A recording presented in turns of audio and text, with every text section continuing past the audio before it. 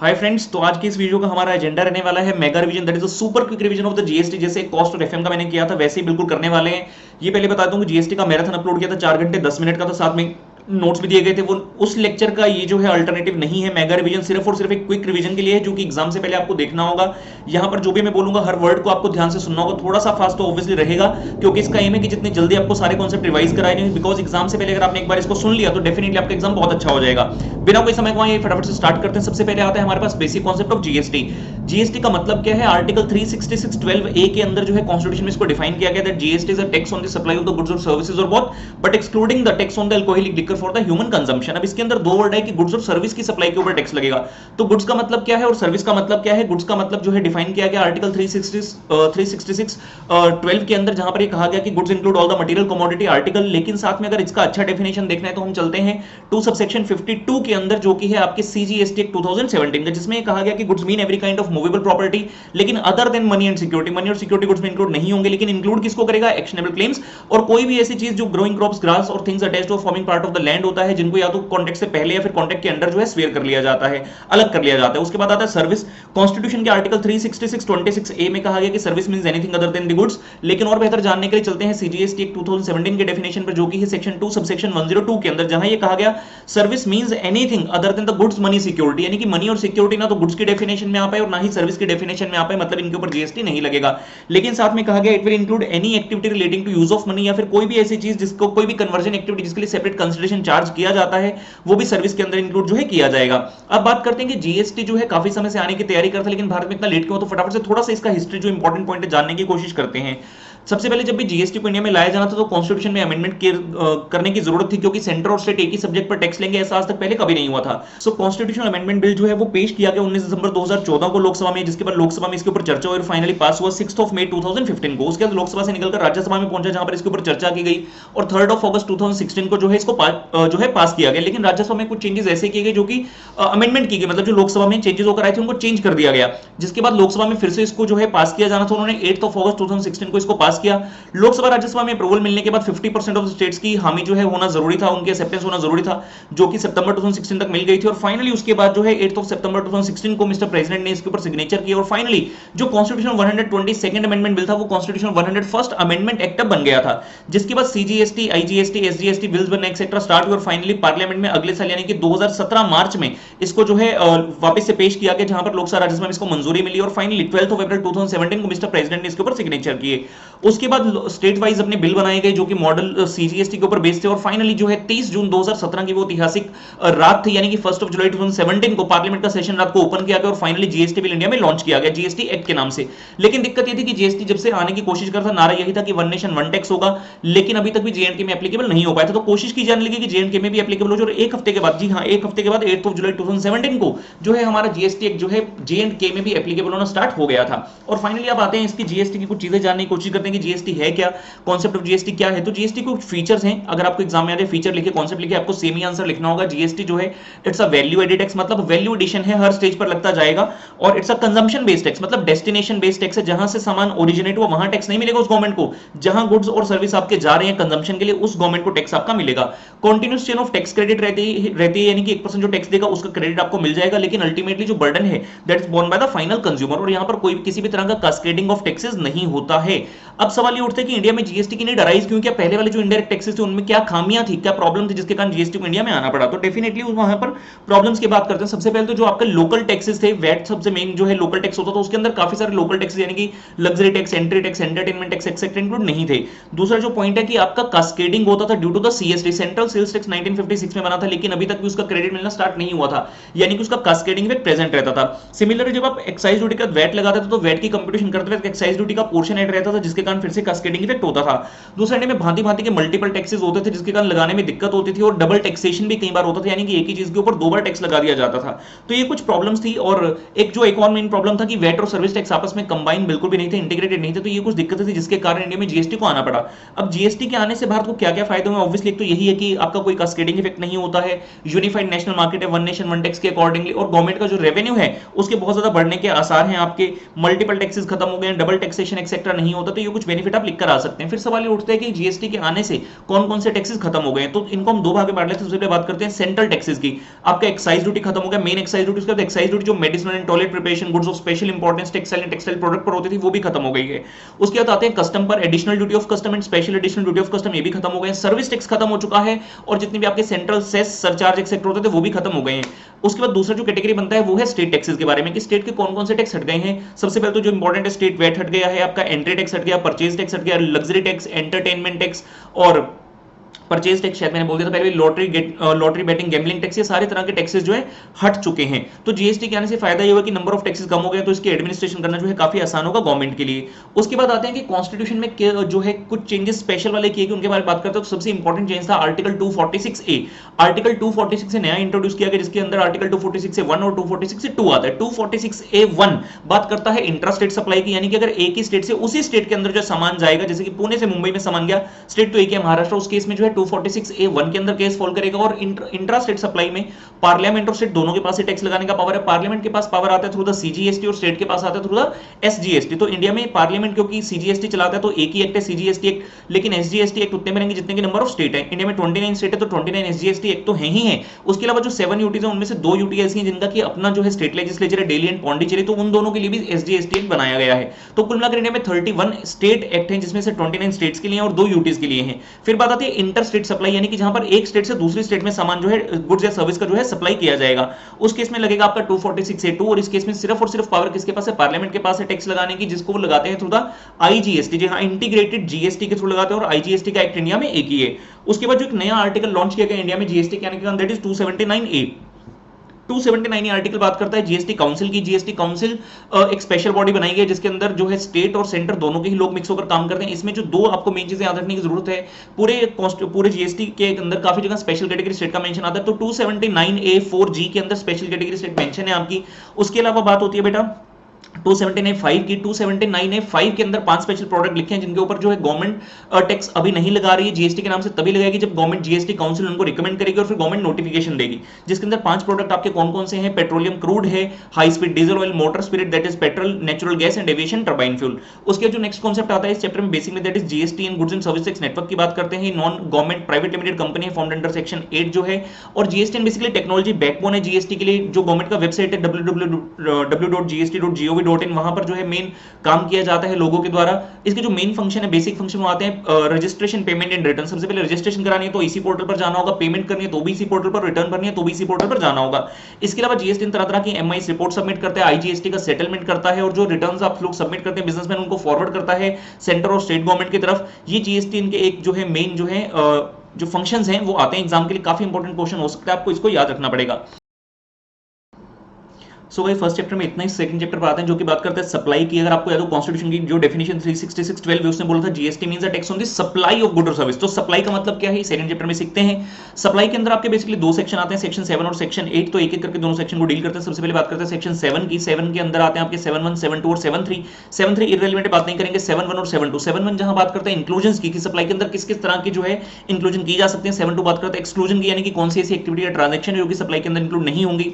7(1) के अंदर फर्दर आते हैं सबसे पहले 7(1)A। हमने 7(1)A, 7(1)B, 7(1)C, 7(1)D तक पहुंचना है। सबसे पहले 7(1)A जो कि बहुत ही जनरल चीज है, जो कहता है कि 7(1)A कहता है कि it will include the all forms of supply of good और सर्विस और बोथ, जिसमें मेनली आपके आते हैं sale, transfer, barter, exchange, lease, licence, rental और डिस्पोजल। 8 पॉइंट आपको याद रखने पड़ेंगे। मेड और agree to be made for a consideration होना चाहिए, और इन द कोर्स और फर्दरेंस ऑफ बिजनेस भी होना चाहिए। मेन इंग्रेडिएंट है। जनरल बात कर रहे हैं किसी भी तरह की सप्लाई होगी इन 8 पॉइंट में से तो उसको सप्लाई मान लिया जाएगा, प्रोवाइडेड कंसीडरेशन होना चाहिए एंड इन द कोर्स और फर्दरेंस ऑफ बिजनेस होना चाहिए। 7(1)B पर आते हैं।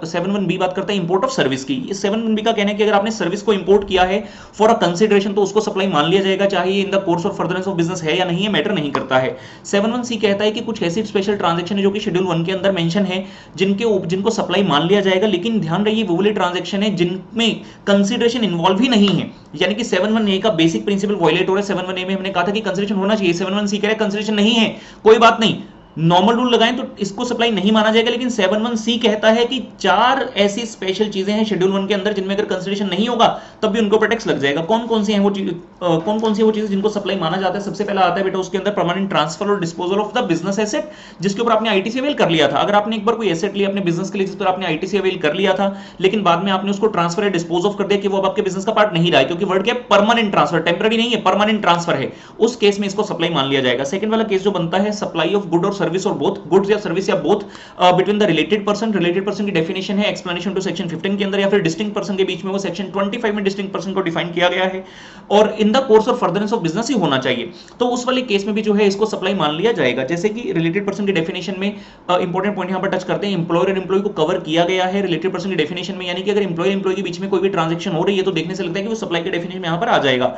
लेकिन जब हम 7(2) जाकर पढ़ेंगे तो 7(2)(a) के अंदर जो शेड्यूल 3 में कहा गया है, पहला ही पॉइंट है कि एम्प्लॉयर एम्प्लॉय का जो रिलेशन है उसकी जो सर्विसेज के कारण आपको जो कंसिडरेशन मिलेगी उसके ऊपर जीएसटी नहीं लगेगा। तो यहां पर एम्प्लॉयर एम्प्लॉय कैसे आ गया? तो यहां पर हम बात कर रहे हैं कि एम्प्लॉयर एम्प्लॉय के बीच में अगर कोई विदाउट कंसिडरेशन चीज इन्वॉल्व हो गई है तो उसको सप्लाई मान लिया जाएगा, जबकि 7(2)(a) कह रहा है कि वो सप्लाई नहीं होगा। तो चक्कर क्या है समझते हैं इस बात को।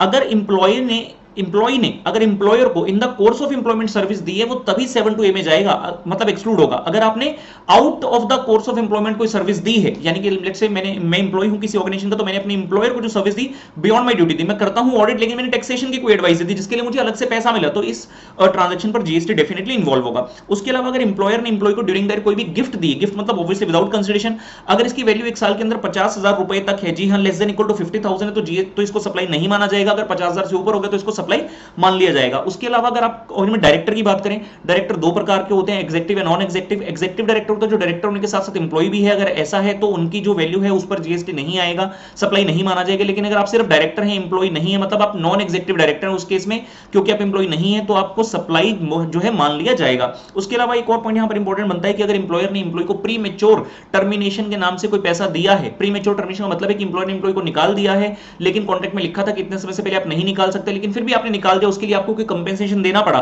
तो वो भी जीएसटी के दायरे में नहीं आएगा, क्योंकि ये एम्प्लॉयर एम्प्लॉय के रिलेशन के अकॉर्डिंग ही हो रहा था।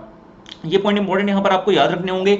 उसके अलावा जो बात हमने की है रिलेटेड पर्सन की डेफिनेशन में एक स्पेशल पॉइंट आता है कि अगर एक ही person mister A, let's say mister A जो है बी और सी दो कंपनीज हैं, उनमें 25% की दोनों जगह आपकी शेयर होल्डिंग है, उस केस में आपस में ये सभी रिलेटेड पर्सन मान लिए जाएंगे। तो ये भी आपको ध्यान में यहां पर रखना होगा। डिस्टिंक्ट पर्सन सेक्शन 25 के अंदर डिफाइन है कि अगर एक ही पर्सन का एक से ज्यादा स्टेट में जो है बिजनेस है तो दोनों जगह पर उसको डिस्टिंक्ट पर्सन मान लिया जाएगा। और डिस्टिंक्ट पर्सन की ट्रांजैक्शन को हम कह रहे हैं विदाउट कंसिडरेशन तब भी उसको सप्लाई मानेंगे। इसका मतलब है कि जो स्टॉक और ब्रांच ट्रांसफर है इंटरस्टेट, उसको भी मान लिया जाएगा आपका supply as per this special point.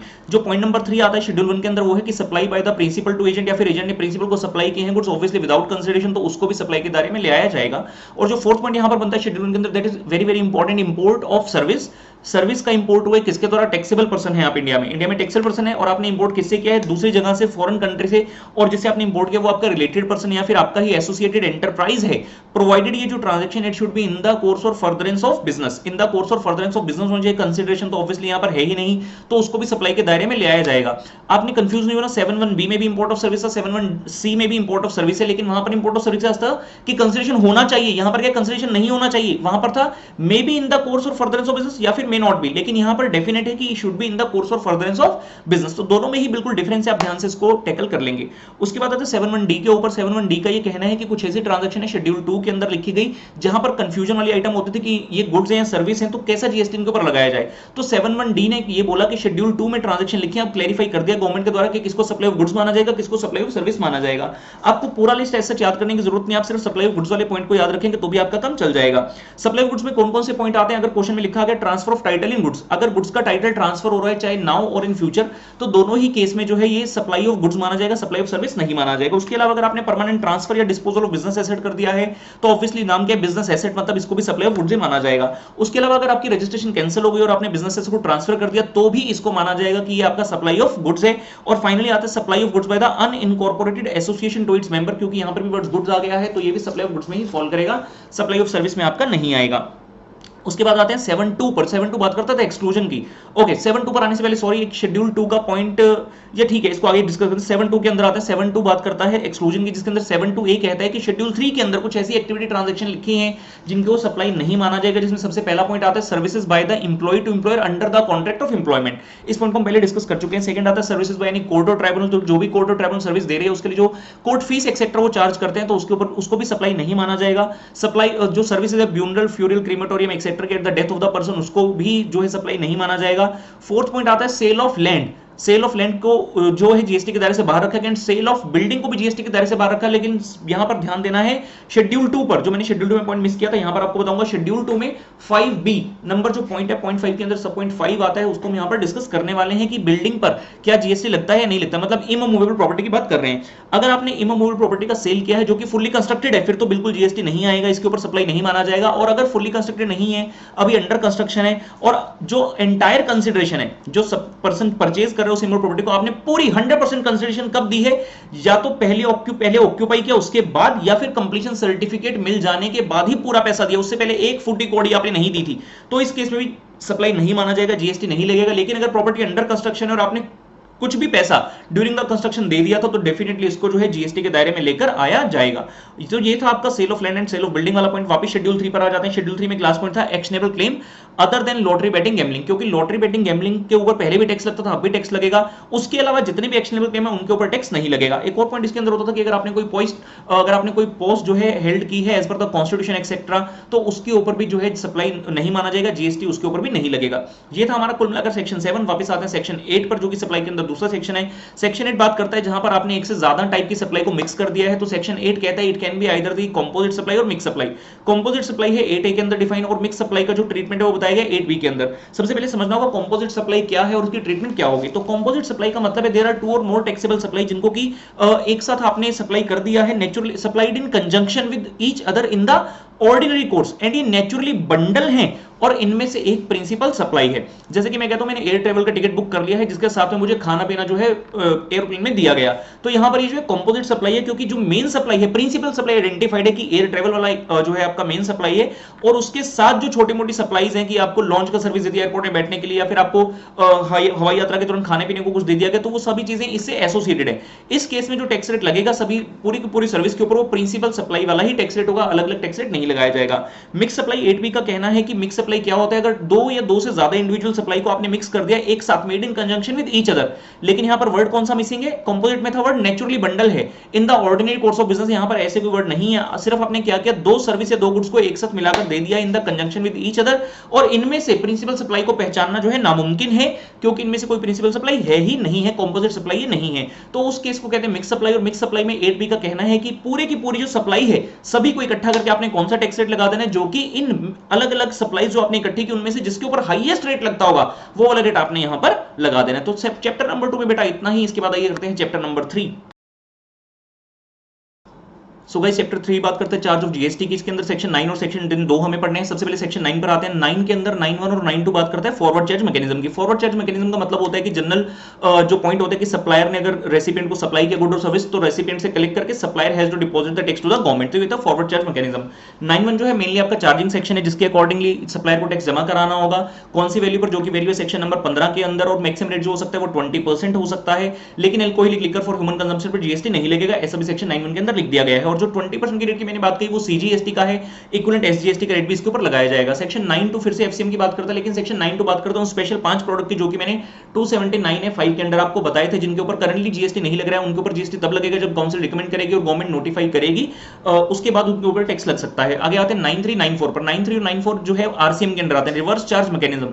Reverse charge mechanism का मतलब होता है कि सप्लायर ने रेसिपिएंट को गुड्स सर्विस सप्लाई किया और रेसिपिएंट ने सप्लायर को पैसा दे दिया, लेकिन जो टैक्स का अमाउंट है वो सप्लायर ने गवर्नमेंट को जमा नहीं कराना, रेसिपिएंट खुद से ही सरकार को पैसा जो है जमा करा देगा, उसको कहते हैं आरसीएम। 9(4) हमारे सिलेबस के अंदर नहीं है, क्योंकि फिलहाल इंडिया में एप्लीकेबल नहीं है। बात करते हैं 9(3) की। आरसीएम जो है वो हो सकता है बेटा even for the goods or services, लेकिन गुड्स का आरसीएम आपके सिलेबस में नहीं है, सर्विस का आरसीएम है। आरसीएम के अंदर कौन कौन से केस आएंगे ये भी काउंसिल रिकमेंड करती है और फिर गवर्नमेंट उसको बाद में नोटिफाई करती है। तो यहां पर आते हैं, सब कुछ कुल मिलाकर यहां पर 10 केस हैं जो हमें पढ़ने हैं और इनमें कुछ कुछ अमेंडमेंट भी है, तो अमेंडमेंट आप साथ साथ में बताता जाऊंगा जो आरसीएम वाले केसेस हैं। सबसे पहले आता है supply of services by the goods transport agency. GTA ने अगर सर्विस सप्लाई की है, कौन सी, transportation of goods by road की सर्विस, उस केस में आरसीएम लगेगा। आरसीएम का क्या मतलब है, सप्लायर ऑफ गुड्स कौन है, आपका जीटीए, लेकिन रिसीवर कौन है, जो पर्सन आपस में ट्रांजेक्शन करे, मतलब कंसाइनर या कंसाइनी। तो कंसाइनर या कंसाइनी में से जो पर्सन एक्चुअल में भाड़ा जो है फ्रेट पे करेगा, उसको हम यहाँ पर रेसिपिएंट कह देते हैं। तो अगर आपका रेसिपिएंट जो है वो फैक्ट्री है, सोसाइटी है, कोऑपरेटिव सोसाइटी है, बॉडी कोऑपरेटिव है, रजिस्टर्ड पार्टनरशिप फर्म है, सीटीपी है, या फिर एनी अदर पर्सन रजिस्टर है, इन सभी केसेस में जो टैक्स देने की जिम्मेवारी होगी, मतलब आरसीएम इस केस में लग जाएगा। रेसिपिएंट जो पर्सन किराया दे रहा है, अगर इनमें से कोई एक है जो मैंने नाम बोले हैं, तो उसको जो है सरकार को पैसा जमा कराना है, जीटीए को नहीं कराना। लेकिन अगर इन सात में से आप कोई भी नहीं है, जो मैंने वर्ड बोले थे, फैक्ट्री, सोसाइटी एक्सेट्रा, उस केस में नॉर्मल फॉरवर्ड चार्ज मैकेनिज्म लगेगा और जीटीए को ही पैसा जमा कराना होगा। यहां पर अमेंडमेंट ये आई थी कि अगर जीटीए अपनी सर्विस प्रोवाइड करता है अनरजिस्टर्ड सीटीपी या फिर अनरजिस्टर्ड इंडिविजुअल को, तो उस केस में एग्जेम्पशन मिलेगी, कोई भी टैक्स इसके ऊपर नहीं लगेगा। सेकंड के साथ है लीगल सर्विस का, अगर कोई इंडिविजुअल एडवोकेट है, फर्म ऑफ एडवोकेट है या सीनियर एडवोकेट है जिन्होंने लीगल सर्विस प्रोवाइड की है किसको, बिजनेस एंटिटी को, तो उस केस में भी आरसीएम लगेगा, यानी कि बिजनेस एंटिटी को सरकार को टैक्स का पैसा जमा कराना होगा। तीसरा केस यहां पर आता है आर्बिट्रल ट्राइब्यूनल ने अगर सर्विस प्रोवाइड की है बिजनेस एंटिटी को। Arbitral tribunal means arbitrator third party, जहां पर जो है केस का निपटारा करती है, और अगर आपने सर्विस बिजनेस एंटिटी को दिया तो फिर से आरसीएम लग जाएगा।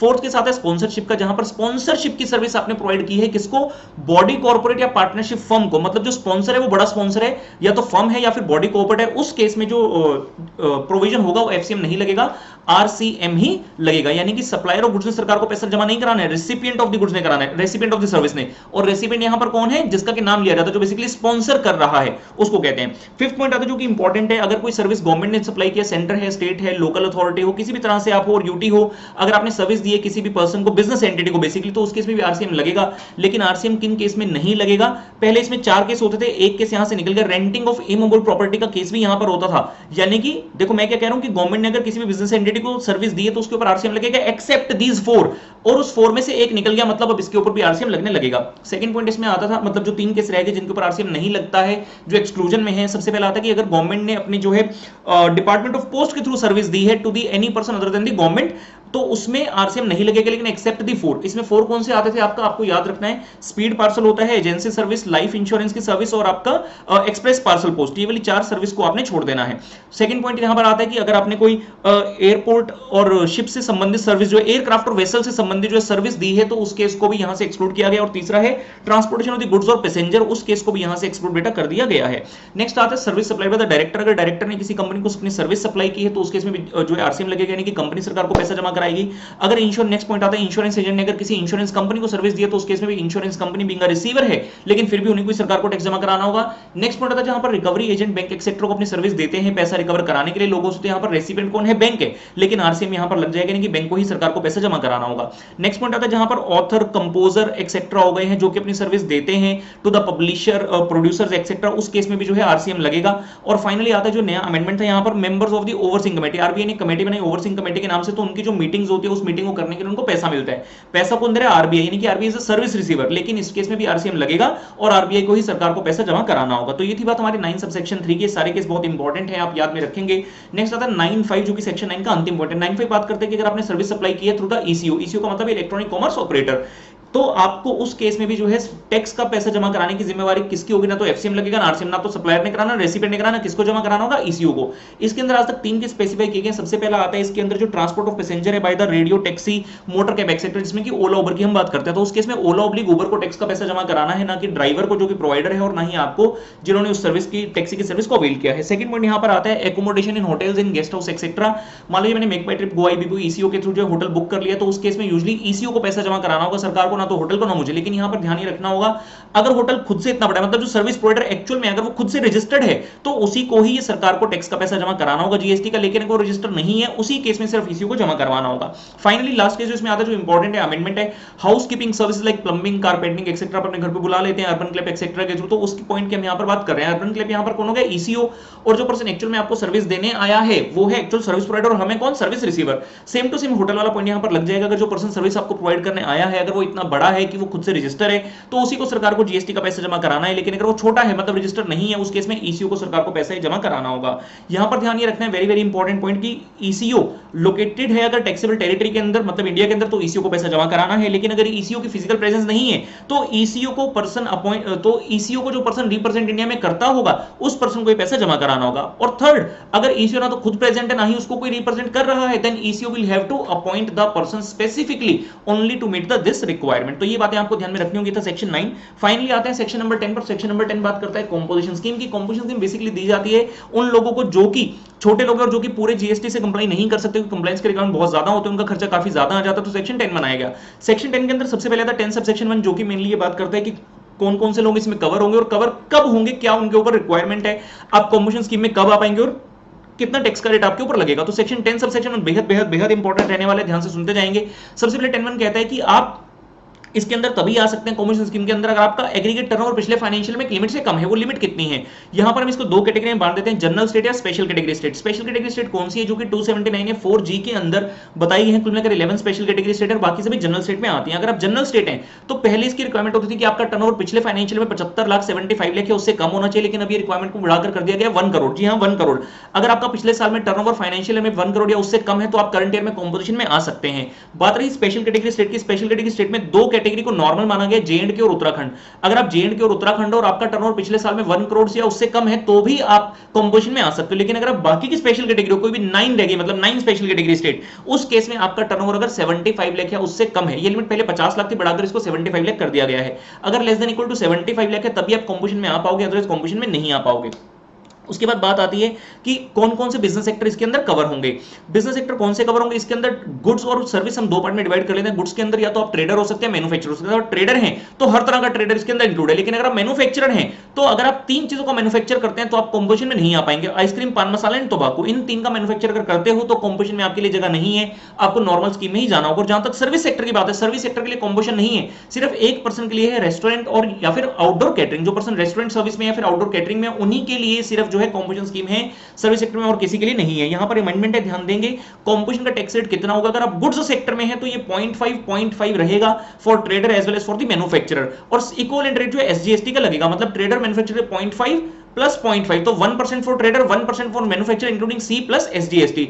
पहले इसमें क्या था, मैन्युफैक्चरर पहले 1+1 होता था, जो कि अब आधा कर दिया गया, मतलब गुड्स के लिए स्ट्रीमलाइन कर दिया। 0.5 है सी का भी और 0.5 है एस का भी, चाहे आप ट्रेडर हैं चाहे मैन्युफैक्चरर। लेकिन अगर सर्विस सेक्टर में है तो 2.5% है सीजीएसटी और 2.5% है एसजीएसटी। तो मैन्युफैक्चरर वाले केस में अमेंडमेंट ध्यान रखेंगे, पहले 1+1 था, अब 0.5 प्लस 0.5 हो गया है। उसके बाद सवाल उठता है कि जो टैक्स का रेट है किस वैल्यू के ऊपर लगाया जाएगा, तो यहां पर भी एक अमेंडमेंट है।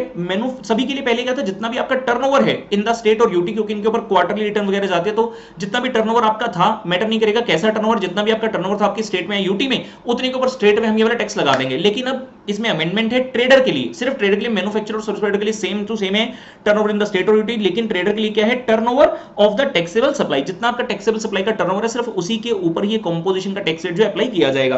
अभी हम 10(1) पढ़ रहे हैं, 10(2) पर तक नहीं गए हैं। 10(1) में हमने सबसे पहले कहा कि आपका जो एग्रीगेट टर्नओवर पिछले में 1 करोड़ या 75 लाख से कम होना चाहिए, डिपेंडिंग ऑन आप कैसे स्टेट होते हैं। यहाँ पर एग्रीगेट टर्नओवर का मतलब क्या है, अगर एक पर्सन एक पेन के ऊपर डिफरेंट जगह पर रजिस्टर है तो सभी जगह के पेन को इकट्ठा करके वाली लिमिट को देखा जाएगा। दूसरा एग्रीगेट टर्नओवर का यहाँ पर मतलब है कि एग्रीगेट का मतलब है अपने सभी तरह के टर्नओवर ऐड कर लेना है, चाहे वो आपका टैक्सेबल था या एग्जेम्प्ट टर्नओवर था, आपका एक्सपोर्ट टर्नओवर था, किसी भी तरह का टर्नओवर था, और इवन अगर आपका इंटरस्टेट था तो उसको भी आपने ऐड कर लेना है। ध्यान सिर्फ यहाँ पर ये रखना है कि जो जीएसटी का कंपोनेंट है किसी भी तरह से उसको ऐड नहीं करना है। CGST, SGST, UTGST, IGST, GST compensation cess, ये वाला अमाउंट आपने ऐड नहीं करना है, इसको छोड़कर ही आपने देखना है 1 करोड़ 75 लाख। दूसरा, ये हम सिर्फ आउटवर्ड सप्लाई की बात कर रहे हैं, क्वेश्चन में आपको कंफ्यूज करने के लिए दे देगा कि मान लीजिए मैं हूं, मेरा कंपोजिशन स्कीम देखा जाना है, मैंने कहीं से इनवर्ट सप्लाई की और उसके ऊपर आरसीएम लगता तो मैंने सरकार को पैसा जमा कराया, तो ये जो इनवर्ट सप्लाई का टर्नओवर है, इनवर्ट सप्लाई ये मेरा टर्नओवर नहीं है, ये दूसरी पार्टी का टर्नओवर है, इसको आपने बिल्कुल भी एग्रीगेट टर्नओवर में ऐड नहीं करना है। 10(1) के अंदर इतनी ही बातें आती हैं। फाइनली आते हैं हम 10(2) के ऊपर। तो 10(2) का ये कहना है कि कुछ कंडीशन और रिस्ट्रिक्शन बताई जाती है कि अगर आपको कंपोजिशन स्कीम में आना है तो आपको इन बातों का ध्यान रखना होगा। तो कुछ कौन कौन सी बात है, सबसे पहले तो आप सर्विस सेक्टर में नहीं होने चाहिए, अगर सर्विस सेक्टर में तो सिर्फ आप रेस्टोरेंट आउटडोर कैटरिंग में होने चाहिए। दूसरा पॉइंट, आप मैन्युफैक्चरिंग बिजनेस अगर कर रहे हैं तो आप 3 तरह का मैन्युफैक्चर नहीं कर सकते, आइसक्रीम, पान मसाला और तंबाकू का नहीं कर सकते। जो जीएसटी जिनके ऊपर नहीं लगता है वो 5 स्पेशल प्रोडक्ट 279 है, 5 वाले और alcoholic liquor for own consumption, आप उनका भी जो है सप्लाई नहीं कर रहे हैं। इवन आपने जो इंटरस्टेट सप्लाईज है, outward supply, interstate outward supply आपको अलाउड नहीं, आप इंटरस्टेट परचेज कर सकते हैं, नो प्रॉब्लम, लेकिन इंटरस्टेट आउटवर्ड सप्लाई आपको बैन है। इवन इंटरस्टेट स्टॉक ट्रांसफर और ब्रांच ट्रांसफर भी आपको जो है अलाउड नहीं है। आप अपने गुड्स और सर्विस को ईसीओ के थ्रू सप्लाई नहीं कर सकते। सारी रिस्ट्रिक्शन आपको याद में रखनी होंगी। इसके अलावा कुछ रिस्ट्रिक्शन ऐसी हैं जो रूल्स में दी गई हैं, 10(2) के अंदर ही हम इनकी बात कर रहे हैं। जैसे कि आपका जो पेन है, एक पेन के ऊपर जितने भी लोग हैं सभी को कॉम्पोजिशन में आना होगा। अगर एक भी पर्सन ने जो पेन सेम पेन के ऊपर रजिस्टर थे डिसाइड कर लिया कि वो कॉम्पोजिशन में नहीं आना चाहते, तो किसी को भी कॉम्पोजिशन स्कीम नहीं मिलेगी, सभी को फिर नॉर्मल में आना होगा। मतलब अगर एक भी नॉर्मल में आ गया तो सभी को नॉर्मल में आना होगा। आप टैक्सेबल इनवॉइस इशू नहीं कर सकते, आपको बिल ऑफ सप्लाई इशू करना होगा और उसके ऊपर आपको लिखना होगा कि आप कॉम्पोजिशन टैक्सेबल पर्सन हो और आप एलिजिबल नहीं हो, not eligible to collect the tax amount, ये भी आपको साथ में मेंशन करना होगा। और यहां पर ध्यान आपको रखना होगा कि जो भी आपने इनवर्ट सप्लाई ली है जिसके ऊपर आरसीएम लगता है, तो उस केस में आपको सरकार को डेफिनेटली जीएसटी का पैसा जमा कराना होगा। उसके लिए आप ये नहीं कह सकते कि आप कंपोजिशन स्कीम में हैं। अगर आप एनआरटीपी या सीटीपी हैं, नॉन रेजिडेंट टैक्सेबल पर्सन, या फिर आप कैजुअल टैक्सेबल, तो आप लोगों के लिए कंपोजिशन स्कीम बिल्कुल भी नहीं होती है। फिर आते हैं 10(3) पर। 10(3) का ये कहना है बेटा कि अगर एक बार आपका turnover during the year 1 crore या 75 लाख से आगे निकल गया है, उस सिचुएशन में आप उस दिन से ही कंपोजिशन स्कीम से बाहर आ जाएंगे और 7 दिन के अंदर आपको गवर्नमेंट को इंटीमेशन भी ये वाला देना होगा। तो ऐसा कहां पर लिखा है? 10 सबसेक्शन 3 में। और जैसे ही हो जाएगा उसके बाद एक नॉर्मल पर्सन जब बिहेव करना स्टार्ट करोगे, मतलब आप नॉर्मल टैक्स देना स्टार्ट करोगे जीएसटी के नाम से, और आप उसके बाद जो है जो आप सामान लेते थे, सप्लाई ऑफ गुड्स और सर्विस आपको होती थी, उनके ऊपर आप जीएसटी का आईटीसी भी लेना स्टार्ट कर दोगे। और इवन जो गुड्स आपके पास पड़े थे इनपुट्स की फॉर्म में या डब्ल्यूआईपी की फॉर्म में या फिर फिनिश गुड्स की फॉर्म में, उनका भी आप टैक्स का क्रेडिट इमीडिएटली अवेल कर लेंगे। 10 सबसेक्शन 4 का ये कहना लोगों से टैक्स का पैसा नहीं ले सकते हैं बिल्कुल भी जीएसटी का, क्योंकि आपको टैक्स इनवॉइस इशू करना अलाउड नहीं है। मतलब आप चेन ऑफ टैक्स क्रेडिट में एंटर बिल्कुल भी नहीं कर सकते। इस बात का भी आपको यहां पर ध्यान रखना होगा। एक और छोटी सी यहां पर एक अमेंडमेंट थी जो मैंने 10(1) आपको बताया कि जब आप कंपोजिशन स्कीम के अंडर आते हैं during the financial start of the financial 1 अप्रैल से जब आप डिसाइड करते हैं कि आपको कंपोजिशन में आने की नहीं, क्योंकि स्कीम जो टोटली ऑप्शनल है, आपके ऊपर कंपल्शन नहीं है, आपका मन करता है तो आइए, नहीं मन करता तो ना आइए। तो पहले उसमें रिक्वायरमेंट थी कि जैसे ही 1 अप्रैल को आपने डिसाइड किया कि आप कंपोजिशन में आना चाहते हैं, तो आपको 60 दिन के अंदर इंटीमेशन देना होगा गवर्नमेंट को, जिस पीरियड को बढ़ाकर अब 60 डेज से 90 कर दिया गया है। इंपॉर्टेंट नहीं है बहुत ज्यादा, लेकिन हाँ अमेंडमेंट हुई तो मैंने सोचा बता दें, तो 60 की बजाय इसको कर दिया गया है 90 डेज। इसके बाद आते हैं गाइस चैप्टर नंबर 4 पर। चैप्टर नंबर 4 बात करते हैं एग्जेम्पशंस की। एग्जेम्पशन के अंदर आपका सेक्शन 11 जो है उसकी हमने बात करनी है। तो सेक्शन 11 के अंदर आता है 11(1), 11(2), 11(3). 11(1) का ये कहना है जनरल एग्जेम्पशन। जनरल एग्जेम्पशन की बात करता है जिसकी कुछ कंडीशन है, मतलब गवर्नमेंट एग्जाम कर सकती है, लेकिन कुछ कंडीशन है कि एग्जेम्पशन जो है should be in the public interest, और एग्जेम्पशन जो है वो नोटिफिकेशन के द्वारा आएगी। और ये नोटिफिकेशन कैसे आएगी? गवर्नमेंट को रिकमेंड कौन करेगा? जीएसटी काउंसिल की रिकमेंडेशन पर ही जो एग्जेम्पशन दी जाएगी। एग्जेम्पशन कैन बी एब्सोल्यूट और कंडीशनल। एब्सोल्यूट का मतलब है बिना किसी भेदभाव के सबको एग्जेम्पशन लेनी ही होगी, लेकिन कंडीशनल का मतलब है कुछ कंडीशन लगाई जाएगी, जो पर्सन उस कंडीशन को फुलफिल करेगा उस एग्जेम्पशन मिल जाएगी, अदरवाइज आपको एग्जेम्पशन नहीं मिलेगी। फर्दर ये एग्जेम्पशन जो है it can be for any goods और एनी सर्विसेज। तो ये था 11(1) जो की बात करता है जनरल एग्जेम्पशन की। 11(2) बात करता है कि कई बार एग्जेम्पशन हम जनरल नहीं दे सकते, हमें किसी पर्टिकुलर गुड्स के लिए या फिर किसी पर्टिकुलर क्लास ऑफ कम्युनिटी को देना होगा, उसको कहते हैं एग्जेम्पशन बाय स्पेशल ऑर्डर। तो इसका क्या कहना है कि एग्जेम्पशन फिर से क्या होगा? It should be in the public interest and it should be issued not by way of notification. 11(1) में क्या था? नोटिफिकेशन। यहां पर it should be issued by way of special order. Word क्या है? Special order. अगेन काउंसिल से recommendation आना चाहिए, और जो ये सर्कमस्टांसेस हैं, यहां पर कुछ एक्सेप्शनल नेचर के सर्कमस्टांस होने चाहिए, तभी स्पेशल ऑर्डर जारी किया जाएगा। और ये सर्कमस्टांसेस कौन से हैं, इनको भी आपको स्पेशल ऑर्डर के अंदर मेंशन करना होगा कि सर्कमस्टांस हैं कौन से। Further it can be for any goods or services. ये है आपका 11 सबसेक्शन 2। 11(3) बात करते हैं कि चाहे आपने 11(1) में नोटिफिकेशन दिया या फिर 11(2) में आपने स्पेशल ऑर्डर दिया, उसके बाद अगर आपको लगता है कि उसमें कोई कमी पेशी रह गई है, आप किसी प्रकार से उसका स्कोप या क्लैरिफिकेशन देना चाहते हैं, तो 1 साल के अंदर अंदर आप कर सकते हैं और उसको नोटिफिकेशन के द्वारा ही इशू किया जाएगा। ऐसा कहना है 11(3) का। यानी कि an explanation can be inserted to clarify the scope or other things within 1 year from the issue of notification or special order under section 11(1) or 11(2). उसके अलावा काफी सारी एग्जेम्पशन है जिनकी बात मैं बिल्कुल भी इस लेक्चर में मेगा रिवीजन में नहीं करने वाला हूं, क्योंकि बार बार ये बोलता हूं चैप्टर इंपॉर्टेंट नहीं है, 4 नंबर का आएगा, लेकिन इतनी सारी चीजें उसके अंदर तो आपको याद रखना मुश्किल है। उसके लिए आप मेरे मैराथन लेक्चर को रेफर करो, अमेंडमेंट वाले लेक्चर को रेफर करें, उतना ही एग्जामिनेशन करके जाए तो भी आपके लिए बहुत होगा। सो भाई चैप्टर नंबर 5 पर आते हैं जिसमें बात की गई टाइम ऑफ सप्लाई और वैल्यू ऑफ सप्लाई की। टाइम ऑफ सप्लाई के लिए सेक्शन 12 और सेक्शन 13 है, और वैल्यू ऑफ सप्लाई के लिए है सेक्शन नंबर 15। तो सबसे पहले सेक्शन 12 के अंदर आते हैं 12(1), 12(2), 12(3), 12(4), 12(5), 12(6). सभी की बात फटाफट से कर लेंगे। सबसे पहले 12(1) का सिर्फ ये कहना है कि भाई अगर आपको गुड्स का देखना है ना टाइम ऑफ सप्लाई, तो हमारे पास आ जाइए, हम वो सेक्शन है। 12(2) बात करता है एफसीएम की। गुड्स के केस में एफसीएम बहुत बहुत बहुत इंपॉर्टेंट है, अमेंडमेंट है यहाँ पर। गुड्स के केस में पेमेंट का कोई रोल नहीं रह गया है, सिंपल सा पॉइंट कह दिया गया है कि टाइम ऑफ सप्लाई क्या होगा? Date of issue of invoice और date of last date of issue of invoice, बस इतनी सी ही बात रह गई है। पेमेंट का कुछ भी नहीं है, मैं फिर से बार बार बोल रहा हूं, ये बहुत बहुत बहुत ज्यादा इंपॉर्टेंट अमेंडमेंट है। तो time of issue of invoice, invoice का इशू करने का टाइम क्या होता है? सेक्शन 31 में लिखा गया है कि जब आपका गुड्स का रिमूवल का टाइम है, मूवमेंट का टाइम है, तो बिफोर और eight the time of removal जो है उस समय पर इनवॉइस आपका इशू हो जाना चाहिए। उसके बाद आता है आपका 12(3) जो की बात करते हैं आरसीएम की। आरसीएम के गुड्स का टाइम ऑफ सप्लाई क्या रहेगा, तो यहां पर 3 पॉइंट है, तीनों में से विचएवर इज अर्लीस्ट होगा वो आपको देखना होगा। सबसे पहले date of receipt of goods, दूसरा है date of entry in the books of the receiver of the goods, जिस दिन उसने बेसिकली पेमेंट रिकॉर्ड की अपने बुक्स के अंदर पेमेंट। पहला पॉइंट क्या था, date of receipt of the goods, दूसरा क्या है डेट ऑफ एंट्री, किस चीज की एंट्री, पैसा जाने की एंट्री, या तो कैश बुक में की या फिर पास बुक में, मतलब बैंक से पहले निकल गया, विचएवर इज अर्लियर। और तीसरा कैसा आता है, date immediately following the 30 days from the date of issue of invoice, जो आपकी इनवॉइस की डेट है वहां से आपने 30 दिन काउंट कर लेने, और जो 30वां दिन बनेगा उससे नेक्स्ट, क्योंकि वर्ड क्या है, डेट इमीडिएटली फॉलोइंग, तो इन 3 डेट में से विचएवर इज अर्लीस्ट होगा वो आपने लेना है आरसीएम के केस में। 12 बात करते हैं वाउचर की, जहां पर आपको वाउचर मिलते हैं। वाउचर का मतलब है आपको एक काइंड ऑफ कूपन दे दिया गया जो आपको एंटाइटल करता है कि फ्यूचर में इसके बदले में कुछ गुड्स ले सकते हैं। अगर आप जो गुड्स ले सकते हैं वो आज ही pre define at the time of issue of voucher, तो टाइम ऑफ सप्लाई हो जाएगा same time as of issue of voucher. लेकिन अगर आपको नहीं पता है कि इसके बदले आप क्या ले सकते हैं, मतलब आपके पास वाइड चॉइस है और फ्यूचर आप उनमें से कुछ भी ले सकते हैं जिनके ऊपर डिफरेंट टैक्स रेट लगते हैं, उस केस में date of redemption of voucher, क्योंकि हमें वेट करना होगा कि इस वाउचर के बदले आपने क्या लिया, तभी उसका टैक्स रेट पता चल पाएगा। तो इस केस में टाइम ऑफ सप्लाई होगा date of redemption of the voucher. 12(5) बात करता है कोई भी ऐसा केस जो के ऊपर फॉल नहीं किया है, यानी कि जहां पर आप चोरी वगैरह करते हैं गुड्स की और गवर्नमेंट ने आपको पकड़ लिया है, उस सिचुएशन में टाइम ऑफ सप्लाई क्या होगा। अगर आप ऐसे पर्सन जो रजिस्टर है, मतलब आपको जीएसटी की रिटर्न भरनी होती है, तो जो आपकी ड्यू डेट थी वो टाइम ऑफ सप्लाई हो जाएगी, जो ड्यू डेट किस चीज की रिटर्न भरने की वो आपका टाइम ऑफ सप्लाई हो जाएगा। लेकिन अगर आप रजिस्टर नहीं है, मतलब आपको रिटर्न भरने की जरूरत नहीं पड़ती है, उस केस में the date on which the GST is paid वो आपका टाइम ऑफ सप्लाई हो जाएगा। लास्ट आता है 12 सबसेक्शन 6, जिसके अंदर बात किया गया interest, late fee, penalty etcetera की। Normally business transaction, commercial transaction में ऐसे क्लोज रखे जाते हैं कि अगर आपने पेमेंट नहीं की समय पर तो आपसे थोड़ा इंटरेस्ट, लेट फी, पेनल्टी ले लिया जाएगा। तो इस सिचुएशन में टाइम ऑफ सप्लाई कब होगा, जिस दिन सप्लायर को एक्चुअल में वो पैसा मिलता है वही टाइम ऑफ सप्लाई आपका हो जाएगा। फाइनली आता है सेक्शन 13 पर, जैसे 12 के अंदर आपका 12, 1, 2, 3, 4, 5, 6 था, सिमिलरली 13 के अंदर भी आपके सेम तरह के सबसेक्शन बनते हैं। सबसे पहले आता है सेक्शन 13 सबसेक्शन 1, जिसका ये कहना है कि टाइम ऑफ सप्लाई अगर आपको सर्विस का देखना है तो हम वो सेक्शन है जहां पर आपको आना होगा। फिर आता है 13 सबसेक्शन 2 जो की बात करता है फॉरवर्ड चार्ज मैकेनिज्म की। फॉरवर्ड चार्ज मैकेनिज्म के अंदर ये कहा जाता है सबसे पहले कि अगर आपने समय में टाइम इनवॉइस इशू कर दिया, अगर the invoice has been issued in time, अब सवाल ये उठता है कि इनवॉइस का टाइम है क्या, तो इसके लिए पहले सेक्शन 31 पर चलते हैं, वहां से देखकर आते हैं कि टाइम कितने समय के अंदर आपको इनवॉइस इशू करना होता है। पहली बात तो अगर आप जनरल ऑर्गेनाइजेशन है तो 30 days from the date of service आपको इनवॉइस इशू करना होगा। लेकिन अगर आप है बैंकिंग कंपनी, फाइनेंशियल इंस्टीट्यूशन या फिर इंश्योरेंस कंपनी, उस केस में आपको समय मिलता है 45 डेज का। तो सबसे पहले बात करते हैं, अगर इनवॉइस टाइम में इशू हो गया, मतलब 30/45 में इशू हो गया है, तो उसमें क्या करना है, डेट ऑफ इनवॉइस जो आपकी एक्चुअल डेट ऑफ इनवॉइस है या फिर date of receipt of payment whichever is earlier, ये आपका टाइम ऑफ सप्लाई हो जाएगा। Date of receipt of payment का मतलब है कि आपकी कैश बुक में एंट्री कब हुई और पासबुक में एंट्री कब हुई, दोनों में से विच एवर इज अर्लियर है उसको हम कहते हैं date of receipt of payment. अब दूसरा पॉइंट आता है कि अगर आपने इनवॉइस समय में इशू नहीं किया, मतलब 30/45 डेज से लेट हो गया, तो इस केस में हम कहेंगे date of provision of service, मतलब बैक डेट पर आ गई, इनवॉइस की डेट पर नहीं गई, पिछली डेट जिस दिन सर्विस हुई थी वो वाली डेट, या फिर date of receipt of payment, फिर से विच एवर इज अर्लियर। तो यहां पर आपको याद रखना होगा। अगर by chance above is not applicable, यानी कि सर्विस प्रोवाइडर अपने रिकॉर्ड्स नहीं मेंटेन कर रहा है, तो उस केस में आपने देखना है कि जो सर्विस रिसीवर है उसने अपनी बुक्स में एंट्री कब की थी और वो वाली डेट हमारी हो जाएगी time of supply.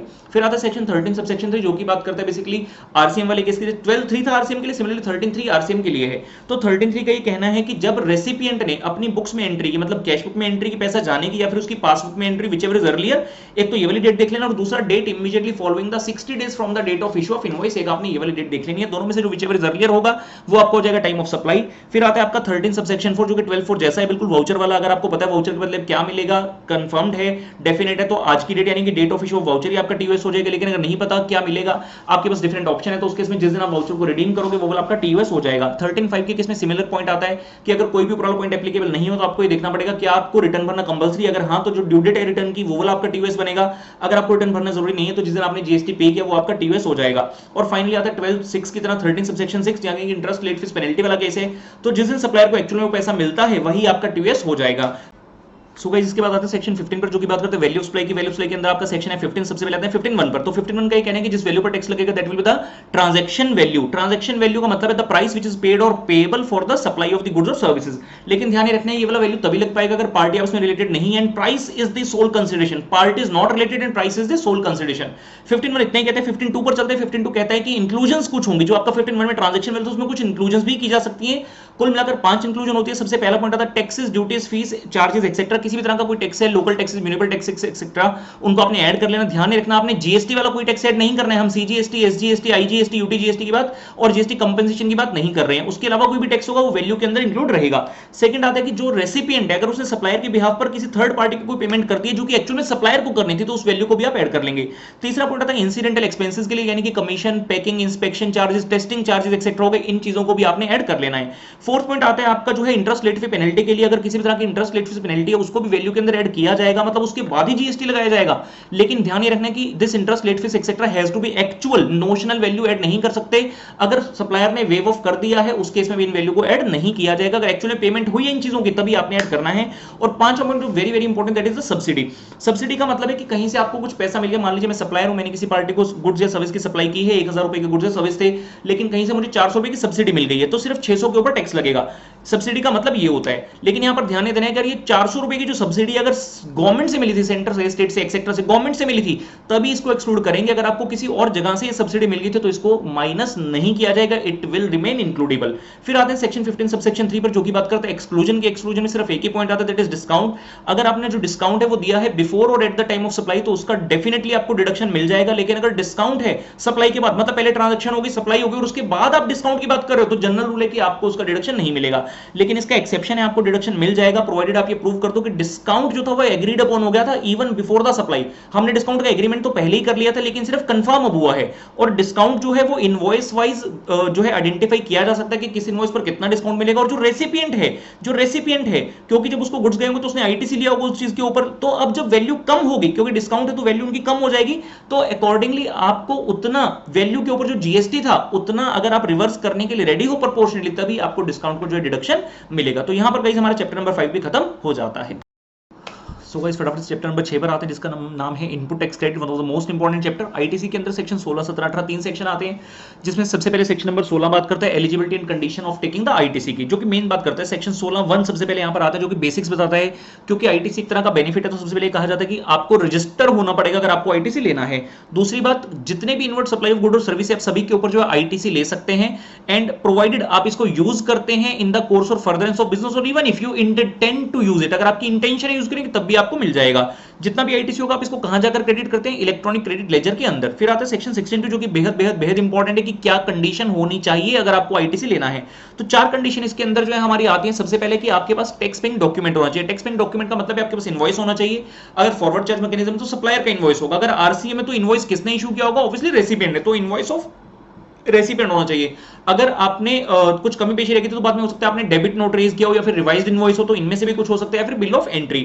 Second condition जो आती है कि you must have also received the goods or services, receipt भी होनी चाहिए। कई बार ऐसा होता है कि बिल आपके नाम पे है लेकिन आपने डॉक्यूमेंट ऑफ टाइटल के थ्रू किसी और को ट्रांसफर कर दिया, मतलब शिपिंग किसी और को, बिल किसी और को, जिसको बोलते हैं बिल टू शिप मॉडल। तो इस केस में आईटीसी उस पार्टी को मिलेगा जिसके नाम पर बिल होगा। तीसरा पॉइंट है कि government must have received the amount of tax, कि जो ये टैक्स का पैसा है जीएसटी का गवर्नमेंट को रिसीव भी हो जाना चाहिए, लेकिन जब तक मैचिंग नहीं होती तब तक प्रोविजनली, मतलब ये जो है पैसा मान लिया जाता है कि गवर्नमेंट को पहुंच जाएगा और आईटीसी का अलाउ कर दिया जाता है। कंडीशन नंबर 4 आती है फाइलिंग ऑफ रिटर्न। जो पार्टी रिसीव कर रही है गुड्स, तो जो आईटीसी ले रहा है, registered person taking the ITC, उसको अपने रिटर्न फाइल करने होगी। रिटर्न कौन सी होती है, जीएसटीआर2, जो कि अगले महीने की 15 तारीख तक आपको भरनी होती है। तो ये 4 कंडीशन आपको याद रखनी जो कि सेक्शन 16(2) के अंदर आती है। इसके अलावा कुछ और पॉइंट यहां पर इंपॉर्टेंट बनते हैं कि अगर आपने किसी पार्टी से गुड्स का ऑर्डर प्लेस किया और गुड्स आपको इंस्टॉलमेंट में आ रहे हैं धीरे धीरे करके, तो उस केस में आपको इंस्टॉलमेंट वाइज आईटीसी नहीं मिलेगा। जब फाइनल इंस्टॉलमेंट आ जाएगी, लास्ट इंस्टॉलमेंट, तभी आप सारा आईटीसी एक बार में ले सकते हैं। उसके अलावा सप्लायर और रेसिपिएंट की ट्रांजैक्शन जो है, recipient must have paid the amount to the supplier within 180 days. आपने आईटीसी ले लिया, लेकिन उसके बाद आपको ये प्रूव करना होगा, आपको ये निश्चिंत करना होगा कि हां आपने 180 दिन के अंदर पेमेंट कर दिया है। अगर बाय चांस आपने 180 दिन के अंदर पेमेंट नहीं किया तो आपको आईटीसी रिवर्स करना पड़ जाएगा। लेकिन बाद में आपने 180 डेज के अंदर नहीं किया तो आपको आईटीसी रिवर्स करना पड़ेगा, लेकिन बाद में कभी 2-4 महीने के बाद, और मतलब around let's say after 250 days आपने फिर से पेमेंट कर दी, तो फिर से आप आईटीसी जो है वापस से ले सकते हैं। इसके बाद आता है सेक्शन 16 सबसेक्शन 3, जो कि सिर्फ बना है capital goods of plant and machinery के लिए, जो कि यहां पर ये कहता है कि आपको dual benefit under the income tax and GST नहीं देंगे अगर आप अपने plant and machinery capital goods के ऊपर डेप्रिसिएशन अवेल कर रहे हैं including the value of GST, तो उसका आईटीसी आपको नहीं मिलेगा। देखिए जो प्रॉब्लम है वो मेन वैल्यू के ऊपर नहीं है, that is only on the portion of the tax.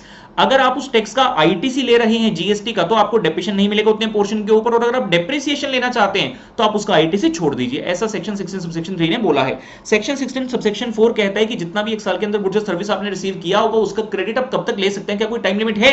जी हाँ, उसकी टाइम लिमिट है, 2 डेट्स दी गई है, विच एवर इज अर्लियर पे आपको रुक जाना है। पहली डेट है कौन सी? मान लीजिए आपका फाइनेंशियल 31 मार्च 2019 को खत्म हो गया, एग्जांपल 31 मार्च 2019 को खत्म हो गया, तो इस फाइनेंशियल ईयर के अगला जो सितंबर आ रहा है मतलब सितंबर 2019 उसका जो रिटर्न आप फाइल करोगे, सितंबर का रिटर्न फाइल करने की डेट होती है 20 अक्टूबर, यानी कि 20 अक्टूबर तक आप कभी भी कर सकते हैं। मान लो आपने 19 अक्टूबर को कर दिया तो एक तो डेट आ गई 19 अक्टूबर, और दूसरा जो ये ईयर हमारा भी खत्म हो 31 मार्च 2019, इसका एनुअल रिटर्न फाइल करने का डेट क्या होता है, जो कि 31 दिसंबर, तो वो लास्ट डेट है। आपने कब फाइल किया? लेट्स से आपने फाइल किया 3 नवंबर को, तो पहली डेट क्या थी 19 अक्टूबर, दूसरी डेट क्या है 3 नवंबर, तो इन दोनों में से विचएवर अर्लियर होगा, यानी कि 19 अक्टूबर, बस इस डेट तक ही आप जो है 31 मार्च 19 को जो ईयर एंड हुआ उसमें जो गुड्स सर्विस रिसीव किए थे उसका क्रेडिट आप सिर्फ 19 अक्टूबर तक ही ले सकते हैं। तो सेक्शन 16 के अंदर इतनी बातें की जाती हैं। आते हैं सेक्शन नंबर 17 पर, जो की बात करता है अपॉर्शनमेंट ऑफ क्रेडिट की और ब्लॉक्ड क्रेडिट की। तो सेक्शन 17 के अंदर सबसे पहले आता है सेक्शन 17 सबसेक्शन 1, जो कि ये कहता है कि अगर आपने जो गुड्स और सर्विस एक्सेट्रा अवेल किए, अगर आप उसको पार्टली यूज करते हैं बिजनेस पर्पस के लिए और पार्टली यूज करते हैं नॉन बिजनेस पर्पस के लिए, तो आपको सिर्फ उतने पोर्शन का ही आईटीसी मिलेगा जितना आपने बिजनेस पर्पस के लिए यूज किया होगा। फिर आता है सेक्शन 17 सबसेक्शन 2, जो कि ये बात कहता है कि आपने जो गुड्स और सर्विस रिसीव किए आप उसको किस तरह से यूज करते हैं। अगर आपने उसको टैक्सेबल सप्लाई के लिए यूज किया तो आपको क्रेडिट मिल जाएगा, अगर आपने उसको जीरो रेटेड सप्लाई के लिए यूज किया तो भी उसका आपको आईटीसी मिल जाएगा। जीरो रेटेड सप्लाई का मतलब है वो वाली सप्लाई जो कि आपने या तो एक्सपर्ट के लिए यूज किया, एक्सपोर्ट के लिए, या फिर आपने एससीजेड के लिए यूज किया। और अगर आपने जो गुड्स और सर्विस लिए थे उसको यूज किया for the exempt supply, exempt के अंदर नील रेटेड भी आ जाता है, होली एग्जेम्प्ट भी आ जाता है, या फिर जीरो टैक्स आपका नॉन टैक्सेबल सप्लाई, जो बेसिकली हमने वो 5 स्पेशल प्रोडक्ट और एल्कोहलिक लिकर की बात की हुई है, अगर आपने एग्जेम्प्ट सप्लाई के लिए यूज किया तो आपको आईटीसी नहीं बिल्कुल भी दिया जाएगा। उसके बाद आता है सेक्शन 17 सबसेक्शन 4। सेक्शन 17 सबसेक्शन 4 बना है स्पेसिफिकली बैंकिंग और फाइनेंशियल इंस्टीट्यूशन के लिए, क्योंकि इनकी काफी सारी ट्रांजैक्शन होती है, न्यूमरस ट्रांजैक्शन होती है, तो इनके लिए एक ऑप्शन दिया गया कि अगर आप चाहें तो आप अलग अलग मत देखो कि कौन सा बिजनेस के लिए, कौन सा टैक्सेबल के लिए, कौन सा एग्जेम्प्ट के लिए, आप सिंपल उठाकर क्या करो, जितना भी आईटीसी इकट्ठा हुआ है उसमें से 50% को छोड़ दो और 50% को ले लो, बस इतनी सी बात। लेकिन जब आप ये वाली ऑप्शन अवेल करेंगे तो आप साल के दौरान चेंज नहीं कर सकते, और यहां पर ध्यान ये आपको रखना होगा, स्पेशल पॉइंट यहां पर है, हमने क्या बोला जनरली 50% आपको अलाउड होगा, 50% नॉट अलाउड हो जाएगा, लेकिन यहां पर दो स्पेशल पॉइंट है। पहला पॉइंट, अगर आपने सेम बैंक की किसी दूसरी ब्रांच से कोई भी सर्विस ली है उस केस में आपको पूरा 100% जो है आईटीसी मिल जाएगा, 100% आईसीटीसी मिल जाएगा। और दूसरी बात, अगर कोई ऐसी सप्लाई जो आपने प्योरली नॉन टैक्सेबल पर्पस के लिए यूज किया है, प्योरली नॉन टैक्सेबल पर्पस के लिए, नॉन बिजनेस पर्पस के लिए बेसिकली, या फिर ब्लॉक्ड क्रेडिट जो कि सेक्शन 17(5) के अंदर पढ़ने वाले हैं, इसमें आपको 0% आईटीसी मिलेगा, और जो बाकी रह गई ट्रांजैक्शन उनके ऊपर आपको 50% मिल जाएगा और 50% आपको छोड़ देना होगा। तो ये बात थी सेक्शन 17 सबसेक्शन 4 की। फाइनली आता है सेक्शन 17 सबसेक्शन 5, जो की बात करता है ब्लॉक्ड क्रेडिट, जो कि बेहद एक इंपॉर्टेंट एरिया जो है माना जाता है। इसके अंदर काफी सारे पॉइंट हैं 17(5) के अंदर, एक क्वेश्चन आना कंपलसरी मुझे लगता है बनता है डेफिनेटली, और इसके लिए मेरा एक स्पेशल वीडियो है, आप यूट्यूब पर वो वाला वीडियो देखेंगे डिटेल में तो बहुत अच्छा होगा। इसमें एक एक करके सारे पॉइंट की बात करते हैं। सबसे पहले आता है इसमें मोटर व्हीकल एंड अदर कन्वेंसेस, जो कि मोटर व्हीकल एक्सेट्रा उसका आईटीसी नहीं मिलता है, लेकिन आईटीसी आपको मिल जाएगा किस केस में, अगर आप उस मोटर व्हीकल को यूज करते हैं for the transportation of goods, या फिर for the transportation of passenger, या फिर आप उसको यूज करते हैं for the purpose of imparting the training of driving, flying, navigating etcetera, या फिर अगर आप कार डीलर है, मतलब आप खरीदते हैं और बेचते हैं उसी तरह के मोटर व्हीकल कन्वेंसेस को। दूसरा पॉइंट आता है कि आपको कुछ चीजों का जो है आईटीसी नहीं मिलेगा, जिसमें आता है आप फूड एंड बीवरेज हो गया, आउटडोर कैटरिंग हो गया, ब्यूटी सर्विस एक्सेट्रा हो गया, beauty treatment, health service etcetera, इनका आईटीसी नहीं मिलेगा। मिलेगा कब? अगर आप सेम नेचर के आउटडोर सप्लाई भी करते हो तभी आपको मिलेगा, मतलब अगर आप इन चीजों के डीलर हैं, इन चीजों में डील करते हैं तभी आपको इसका आईटीसी मिल पाएगा। उसके बाद आता है कि अगर आपने कोई चीज पर्सनल कंजम्पशन के लिए यूज की उसका आईटीसी नहीं मिलेगा, कोई भी खाने पीने की वस्तु होगी, या फिर आपने कोई club, health centre, yoga centre etcetera की सर्विस ली है, उसके ऊपर जो आपने टैक्स दिया उसका आपको आईटीसी बिल्कुल भी नहीं मिलता, ये बिना किसी एक्सेप्शन के नहीं मिलेगा, मतलब नहीं मिलेगा। उसके अलावा अगर एम्प्लॉयर एम्प्लॉइज को छुट्टी के लिए कहीं भेज रहा है, लीव, ट्रैवल, कंसेशन एक्सेट्रा, तो उनकी टिकट्स वगैरह जो है उन्होंने बुक कराई होंगी एरोप्लेन की, होटल जगह, व्हाटएवर, किसी भी तरह की पर्सनल कंजम्पशन के लिए, तो उसका भी आईटीसी आपको बिल्कुल नहीं मिलेगा। उसके बाद आता है कि अगर आपने सर्विस ली है किस चीज की, rent a cab, life insurance, health insurance etcetera की, उसका भी आपको आईटीसी नहीं मिलेगा। लेकिन दो कैसे मिल जाएगा, या तो आप सेम नेचर की आउटपुट सर्विस देते हैं, आउटपुट सर्विस, या फिर आपके लिए गवर्नमेंट ने ऑब्लिगेटरी कर दिया है कि आपको ये वाला सर्विस देना है तो भी भी डेफिनेटली आपको ध्यान में रखना होगा कि तभी आपको इसका आईटीसी मिल पाएगा, अदरवाइज आपको इसका आईटीसी नहीं मिलेगा। उसके अलावा अगर आप कंपोजिशन स्कीम के डीलर हैं तो भी आपको आईटीसी नहीं मिलेगा। अगर आप सीटी या एनआरटीपी हैं उस केस में भी आपको सॉरी सीटीपी नहीं एनआरटीपी हैं तो उस केस में भी आपको आईटीसी जो है नहीं मिलेगा। या फिर आपके गुड्स के साथ कुछ ऐसा हो गया, गुड्स आपके स्टोलन हो गए, मतलब आपने गुड्स को यूज ही नहीं किया, गुड्स लॉस्ट हो गए या फिर स्टोलन हो गए, डिस्ट्रॉय हो गए, आपने राइट ऑफ एक्सेट्रा कर दिया गुड्स को, या फिर गिफ्ट के तौर पर किसी और को दे दिया है, फ्री सैंपल के तौर पर दे दिया, तो उस केस में भी आपको आईटीसी जो है नहीं मिलेगा। या फिर आपने फ्रॉड के थ्रू फ्रॉड किया था, बाद में गवर्नमेंट ने उसको डिस्कवर कर लिया और गवर्नमेंट ने आपके ऊपर पेनल्टी वगैरह लगा दी, अब कहते हैं तो पता ही चल गया भाई कि मैंने इतना जीएसटी छुपाया था, पे नहीं किया, तब तो पे करो, तो उसका आईटीसी भी लेने दो, तो उसका आईटीसी आपको नहीं मिलेगा। और यहां पर जो एक स्पेशल पॉइंट बचता है जो मैं लास्ट में लिख रहा हूं, that is regarding the construction services. तो यहां पर दो पॉइंट बनते हैं, सबसे पहले बनता है वर्क्स कॉन्ट्रैक्ट सर्विस का। तो वर्क्स कॉन्ट्रैक्ट सर्विस जो आपने लिया होगा, वर्क्स कॉन्ट्रैक्ट मतलब जिसके अंदर गुड्स और सर्विस दोनों चीजें इन्वॉल्व होती हैं, उसका आईटीसी आपको नहीं मिलेगा। दो कैसे मिल जाएगा, number one is construction of plant and machinery, यानी कि आपने जो वर्क्स कॉन्ट्रैक्ट सर्विस ली है वो लिया है for the construction of plant and machinery, तो उसका आईटीसी आपको मिल जाएगा। यहां पर ध्यान रखना, construction of plant and machinery का मतलब क्या है। कंस्ट्रक्शन का नॉर्मल मतलब है जिस चीज को आप कैपिटलाइज कर देते हैं, बेसिकली वो कंस्ट्रक्शन में जाएगा, मैं उसकी बात नहीं करूंगा। प्लांट एंड मशीनरी में कुछ चीजें जो इंक्लूड या एक्सक्लूड होती है, यहां पर ध्यान ये रखना है कि जो आपकी pipeline inside the factory premises होंगी वो इंक्लूड है, pipeline outside the factory premises है वो एक्सक्लूड है, वो प्लांट एंड मशीनरी के अंदर नहीं आएगा, इतना बस आप ध्यान में रखेंगे। उसके अलावा आपको वर्क्स कॉन्ट्रैक्ट सर्विस का जनरल हमने कह दिया कि आपको नहीं मिलेगा आईटीसी, लेकिन एक्सेप्शन है, पहला पॉइंट कह दिया कि अगर ये construction of plant and machinery तो मिल जाएगा। और सेकंड पॉइंट है कि जहां पर आपने ये वर्क्स कॉन्ट्रैक्ट सर्विस लिया, it is just as an input supply, और आप इसको बाद में आउटवर्ड सप्लाई भी वर्क्स कॉन्ट्रैक्ट सर्विस की ही करते हैं, तो उस केस में आपको आईटीसी मिल जाएगा। इसमें जो दूसरा पॉइंट आता है कि अगर आपने वर्क्स कॉन्ट्रैक्ट सर्विस के बजाय आपने सिर्फ इनवर्ड सप्लाईज लिया है गुड्स का ऑन योर ओन अकाउंट, और आपने साथ में कॉन्ट्रैक्टर को बुला दिया कि देखो सामान मेरा है, आप इसको सामान को इन्वॉल्व करके जो है यूज करके जो है बिल्डिंग एक्सेट्रा बना दीजिए, तो उस केस में भी आपको आईटीसी नहीं मिलेगा, except on the construction of plant and machinery, सिर्फ प्लांट एंड मशीनरी का मिलेगा, अदरवाइज नहीं मिलेगा।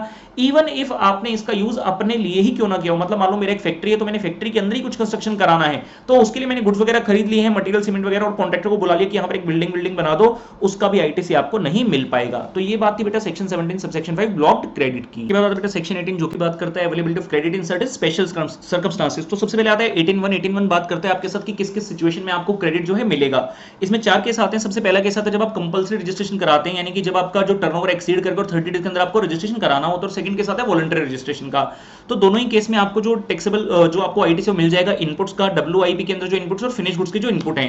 ध्यान रखना यहां पर कैपिटल गुड्स का क्रेडिट नहीं मिलेगा, लेकिन ये तीनों वैल्यूज आपको कब देखनी है, अगर पहले वाला केस कंपल्सरी रजिस्ट्रेशन है, जिस दिन आपका टर्नओवर एक्सीड कर गया था उस लिमिट से आगे, उससे प्रीवियस डे पर आपने देख लेना। अगर वॉलंटरी रजिस्ट्रेशन वाला केस है, जिस दिन आप वॉलंटरी करवा रहे हैं उससे प्रीवियस डेट पर आपने इन तीन चीजों का बैलेंस देख लेना। उसके बाद आता है अगर आप कंपोजिशन स्कीम से नॉर्मल स्कीम में चलेगी, या फिर आपकी जो एग्जाम सप्लाई थी अब एग्जाम की बजाय क्या हो गई है टैक्सेबल, क्योंकि कंपोजिशन नॉर्मल या फिर एग्जाम से टैक्सेबल, आपको इस केस में भी जो है टैक्स देना पड़ेगा आगे। तो इस केस में जितना आपके पास पहले सामान पड़ा था उसका सारा आपको आईटीसी दे दिया जाएगा, इनपुट्स डब्ल्यूआईपी के अंदर इनपुट, एफजी के अंदर इनपुट, और कैपिटल गुड्स का भी इन दोनों केस में आपको मिलेगा। कौन सी डेट पर, जिस दिन आपको ये टैक्स पे करना स्टार्ट करना है उससे जस्ट प्रीवियस डे जो है, प्रीवियस इमीडिएट डे जो है आपने देख लेना, उस दिन आपके जितना बैलेंस पड़ा था उसका वैल्यू आपने निकाल लेना। तो डिक्लेरेशन जो है आपको इस केस में 30 डेज के अंदर गवर्नमेंट को देना होगा through the common portal electronically. और अगर जितना आप आईटीसी ले रहे हैं सारे का सारा आईटीसी मिलाकर अगर 2 लाख रुपए से ऊपर हो जाता है तो आपको सीएस सीएमए का सर्टिफिकेशन भी चाहिए होगा। ध्यान यहां पर ये रखना होगा, अगर कैपिटल गुड्स की बात करें तो कैपिटल गुड्स का पूरा आईटीसी का बेनिफिट आप नहीं ले सकते हैं, आपको 5% पर क्वार्टर माइनस करना होगा from the date of invoice, और जितना बचा है सिर्फ उतना ही आप आईटीसी यहां पर आप ले सकते हैं।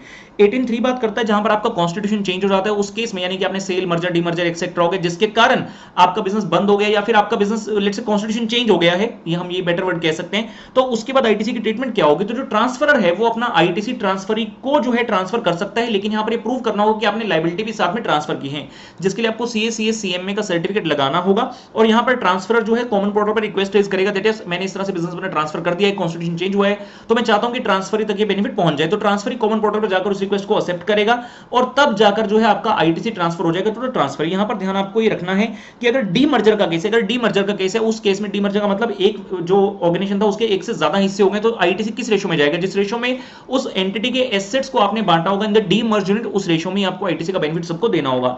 18(4) बात करते हैं रिवर्सल ऑफ आईटीसी की, जो हमने 18(1) के अंदर 4 केस किए, उसमें लास्ट 2 केस किए थे कि जहां पर आप कंपोजिशन से नॉर्मल या फिर एग्जेम्प्ट से टैक्सेबल में चले गए, यहां पर रिवर्स हो जाता है बिल्कुल, यानी कि आप नॉर्मल स्कीम में थे, आप कंपोजिशन में आ गए, या फिर आप टैक्सेबल जोन में थे, आप एग्जेम्प्ट जोन में आ गए। अब आप क्योंकि कंपोजिशन एग्जेम्प्ट जोन में आ गए तो आपको टैक्स देने की जरूरत तो है नहीं, तो आपको आईटीसी का बेनिफिट भी क्यों दे, तो आगे के बाद तो आईटीसी नहीं मिलेगा, लेकिन जो अब आपके पास आईटीसी पड़ा था आपको उसको रिवर्स करना होगा। तो जो 18(1) में क्या बिल्कुल उसका रिवर्स ट्रीटमेंट करने जा रहे हैं। 18(4) ये कहते हैं कि आपको रिवर्सल करना होगा, किस प्रकार से आपको आईटीसी और कैपिटल गुड्स दोनों का ही रिवर्सल करना होगा।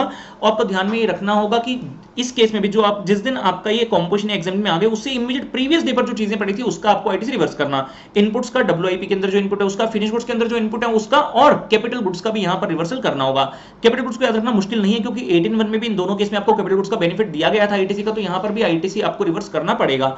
इनपुट्स के केस में आप देखोगे इनवॉइस वाइज रिवर्सल करना होगा, लेकिन अगर जो इनपुट्स पड़े हैं आपको इनवॉइसेस पता नहीं चल रहे कि कितना कितना किसको रिलेट करते हैं, उस केस में आपको इनपुट्स की मार्केट वैल्यू देखनी होगी जाकर, और मार्केट वैल्यू जो करंट चल रही है उसके हिसाब से आप इसका रिवर्सल कर देंगे। और जहां पर आप मार्केट वैल्यू देखेंगे वहां पर आपको सीएस सीएस सीएमए का सर्टिफिकेट भी साथ में लगाना पड़ेगा। और जहां तक कैपिटल गुड्स की बात है, यहां पर कैपिटल गुड्स का पॉइंट बहुत इंपॉर्टेंट हो जाता है। कैपिटल गुड्स की लाइफ 5 ईयर मानी जाती है हमारे जीएसटी के अंदर, लेकिन सब जगह चलता है क्वार्टर वाइज। लेकिन यहां पर 18(4) के अंदर आपको जो रिवर्सल है वो होता है मंथ के हिसाब से।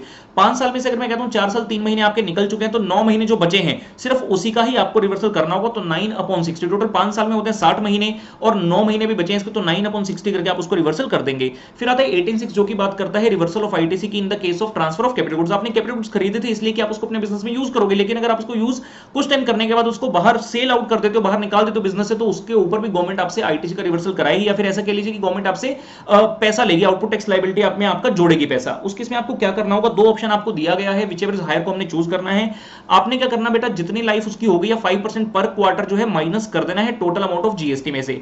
यानी कि अगर मान लो 1 लाख रुपए जीएसटी का मैंने पे किया था जब रिसीव किया, तो उसमें से 5% पर क्वार्टर के साथ माइनस कर देना। बैलेंस पोर्शन जो आ गया माइनस करने के बाद वो रह गया उतने पीरियड का जितना पीरियड अभी तक मैंने उसको यूज नहीं किया है। जितना टाइम यूज कर लिया उसके लिए 5% पर क्वार्टर माइनस कर दिया, बैलेंस आपके पास आ गया। फिर दूसरा काम आपने क्या करना, जितने रुपए का आपने इस कैपिटल गुड्स को सेल आउट किया है उसने सप्लाई की जो वैल्यू है उसके ऊपर इसका टैक्स रेट लगा लेना, जो कि जीएसटी का रेट लगता होगा। दोनों वैल्यू में से विचएवर हायर होगा उतना अमाउंट आपको पे करना होगा। लेकिन यहां पर एक पॉइंट रखा गया, अगर हम बात करते हैं मोल्ड, जिग्स, डाई, रिफ्रैक्टरी और रिफ्रैक्टरी मटेरियल एक्सेट्रा की, क्योंकि इसकी फिजिकल प्रेजेंस नहीं होती है, तो अगर आप इसको as a sale of scrap sale कर रहे हैं, as a sale of scrap ये जा रहा है, तो उस केस में आपको पहली कंडीशन है कि 5% पर क्वार्टर वाली छोड़ देना। सिर्फ जो आउटपुट टैक्स लायबिलिटी के ऊपर अमाउंट बनता है सिर्फ उतना ही आप टैक्स के तौर पर देंगे तो भी काम चल जाएगा। सुबह स्टार्ट करते हैं chapter number 7 that is registration. सबसे पहले आता है इसमें सेक्शन नंबर 22 से लेकर 30 तक हमें सेक्शन चलने हैं रजिस्ट्रेशन में। पहले आता है सेक्शन नंबर 22 जो कि बेसिक्स की बात करते हैं कि कौन लोगों को रजिस्ट्रेशन कराना होगा।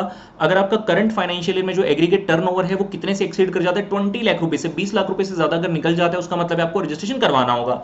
लेकिन यही लिमिट स्पेशल कैटेगरी स्टेट में रखी गई है 10 लाख, यानी कि स्पेशल कैटेगरी स्टेट में और 10 लाख से ऊपर आगे आपका टर्नओवर निकल गया तो आपको रजिस्ट्रेशन कराना पड़ेगा। यहां पर जो एक्सेप्शन है वो है जे.एंड.के चाहे एक स्पेशल कैटेगरी स्टेट है लेकिन फिर भी उनके लिए टर्नओवर जो है वो 20 लाख ही रखा गया है। आपको अगर याद हो कॉम्पोजिशन में भी जे.एंड.के के लिए जो टर्नओवर था वो नॉर्मल स्टेट की तरह 1 करोड़ ही होता था, लेकिन वहां पर उत्तराखंड के लिए भी जो है टर्नओवर 1 करोड़ था। मतलब उत्तराखंड को भी एक नॉर्मल स्टेट माना गया था, लेकिन यहां पर उत्तराखंड जो प्योरली एक स्पेशल कैटेगरी स्टेट की तरह ही है, वहां पर 10 लाख का टर्नओवर ही चलेगा। अगर आपके बिजनेस की एक भी ब्रांच स्पेशल कैटेगरी स्टेट में है तो वहां पर आपको 10 लाख का टर्नओवर ही अप्लाई होगा, क्योंकि हम बात करते हैं एग्रीगेट की, मतलब पूरे जहां भी पूरे भारत भर में आपकी जितनी भी ऑर्गेनाइजेशन है सेम पेन के ऊपर जितनी भी जगह रजिस्ट्रेशन है सबको हम ऐड करते हैं। तो अगर आपका एक भी जगह पर स्पेशल कैटेगरी स्टेट में बिजनेस है तो उसके लिए सभी की लिमिट जो है वो कुल मिलाकर 10 लाख हो जाएगी, 20 लाख नहीं होगी। एग्रीगेट टर्नओवर का मतलब जैसा हमने कंपोजिशन में बताया था बाकी बिल्कुल सेम रहेगा। उसके बाद सेक्शन नंबर 23 पर, सेक्शन नंबर 23 बताते हैं कि किन लोगों को रजिस्ट्रेशन करवाने की जरूरत नहीं होगी। अगर आप प्योरली नॉन टैक्सेबल सप्लाईज का बिजनेस करते हैं या फिर प्योरली एग्जेम्प्टेड सप्लाई का बिजनेस करते हैं, प्योरली का मतलब एक्सक्लूसिवली सिर्फ इन्हीं का करते हैं, तो आपको रजिस्ट्रेशन की आवश्यकता नहीं है। उसके अलावा अगर आप एक एग्रीकल्चरिस्ट हैं और आपकी इनकम का सोर्स सिर्फ उतना है जितना कि आप अपनी लैंड से कल्टीवेशन करते हैं, उस केस में भी आपको जो है रजिस्ट्रेशन की आवश्यकता नहीं है। फिर आता है सेक्शन नंबर 24 जो की बात करते हैं कंपलसरी रजिस्ट्रेशन की। यहां पर एक बहुत इंपॉर्टेंट अमेंडमेंट है। पहले पॉइंट में पहला पॉइंट जो है ये कहता है सेक्शन 24 का कि अगर आप इंटरस्टेट सप्लाई करते हैं तो बिना टर्नओवर की लिमिट के आपको रजिस्ट्रेशन करवाना पड़ जाएगा। लेकिन यहां पर इंटरस्टेट सप्लाई में सर्विस के लिए एक्सेप्शन है। अगर आप सर्विस प्रोवाइडर हैं तो आप चाहे दूसरी स्टेट में जाकर सर्विस प्रोवाइड करें, आपको ये वाला पॉइंट लागू नहीं होगा। आपका जब टर्नओवर 20 लाख से ऊपर निकलेगा तभी आपको रजिस्ट्रेशन करवाना होगा। उसके अलावा अगर आप सीटीपी हैं तो आपको रजिस्ट्रेशन करवाना होगा। अगर आप एनआरटीपी हैं, सीटीपी एनआरटीपी दोनों में से कोई भी हो और आप टैक्सेबल सप्लाई करते हैं तो भी आपको रजिस्ट्रेशन कंपलसरी है। अगर आप ईसीओ हैं तो भी आपको रजिस्ट्रेशन कंपलसरी है। अगर आप रिवर्स चार्ज वाली ट्रांजैक्शन के अंदर आ जाते हैं, मतलब आपको as a reverse charge government को टैक्स देना पड़ेगा, तो भी रजिस्ट्रेशन आपका कंपलसरी है। और अगर आप करते हैं बेटा एजेंट है मतलब दूसरे के बिहाफ पे कुछ भी सप्लाई एक्सेट्रा करते हैं, उस केस में भी आपको जो है रजिस्ट्रेशन कंपलसरी रहेगा। उसके बाद सेक्शन नंबर 25 पर, सेक्शन नंबर 25 काफी सारी छोटी-छोटी मिसलेनियस बातें करता है। सबसे पहले ये कहा जाता है कि कितने दिनों के अंदर आपको रजिस्ट्रेशन के लिए अप्लाई करना होगा। जनरल केस जो सेक्शन 22 और 24 हमने पढ़ा, अगर एक बार पता चल गया कि आपको रजिस्ट्रेशन करवाना होगा तो आपको 30 डेज के अंदर जो है एप्लीकेशन गवर्नमेंट को करनी होगी from the date you become eligible, जिस दिन आपका बेसिकली टर्नओवर 20 लाख या 10 लाख से आगे निकल जाता है। लेकिन अगर आप सीटीपी या एनआरटीपी उस केस में आपको आपको एडवांस में रजिस्ट्रेशन करवाना पड़ेगा। जब आपका बिजनेस कमेंस करने का मन करता है उससे कम से कम 5 दिन पहले आपको रजिस्ट्रेशन करवाना होगा।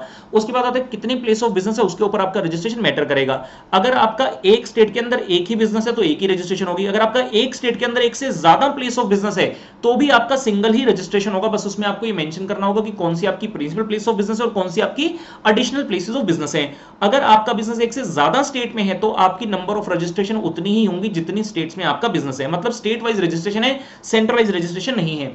लेकिन यहां पर एक इंपॉर्टेंट पॉइंट जो मैं बताना चाहूंगा, एक पॉइंट होता है यूनिक आइडेंटिटी नंबर, जो कि यूएनओ हो गया, फॉरेन एम्बेसीज, उनके लिए रखा जाता है। तो इसमें दो चीजें हैं, दो अमेंडमेंट है। यहां पर यूआईएन पहले बोला जाता था कि आपको अपने आप मतलब जो आप फॉरेन एम्बेसी है या फिर यूनाइटेड नेशन ऑर्गेनाइजेशन आपको खुद से अप्लाई करना होगा, तभी आपको जो है यूआईएन मिल पाएगा। लेकिन फिलहाल इसमें अमेंडमेंट की गई कि मिनिस्ट्री ऑफ एक्सटर्नल अफेयर अगर चाहे तो खुद से गवर्नमेंट को एप्लीकेशन भेज सकते हैं कि भाई हमारे ऑर्डर पर, तुम कहने पर इनको खुद से एक यूआईएन अलॉट कर दो। तो यानी कि यूआईएन चाहे आप खुद से अप्लाई ना करें तब भी आपको यूआईएन मिल सकता है। उसके अलावा यूआईएन वाले बड़े स्पेशल लोग होते हैं जिसके लिए स्टेट वाइज रजिस्ट्रेशन के लिए अच्छा नहीं लगता, तो कंप्लायंस बर्डन कम करने के लिए कह दिया गया है कि सेंट्रलाइज रजिस्ट्रेशन ही इनके लिए जो है वैलिड होगा।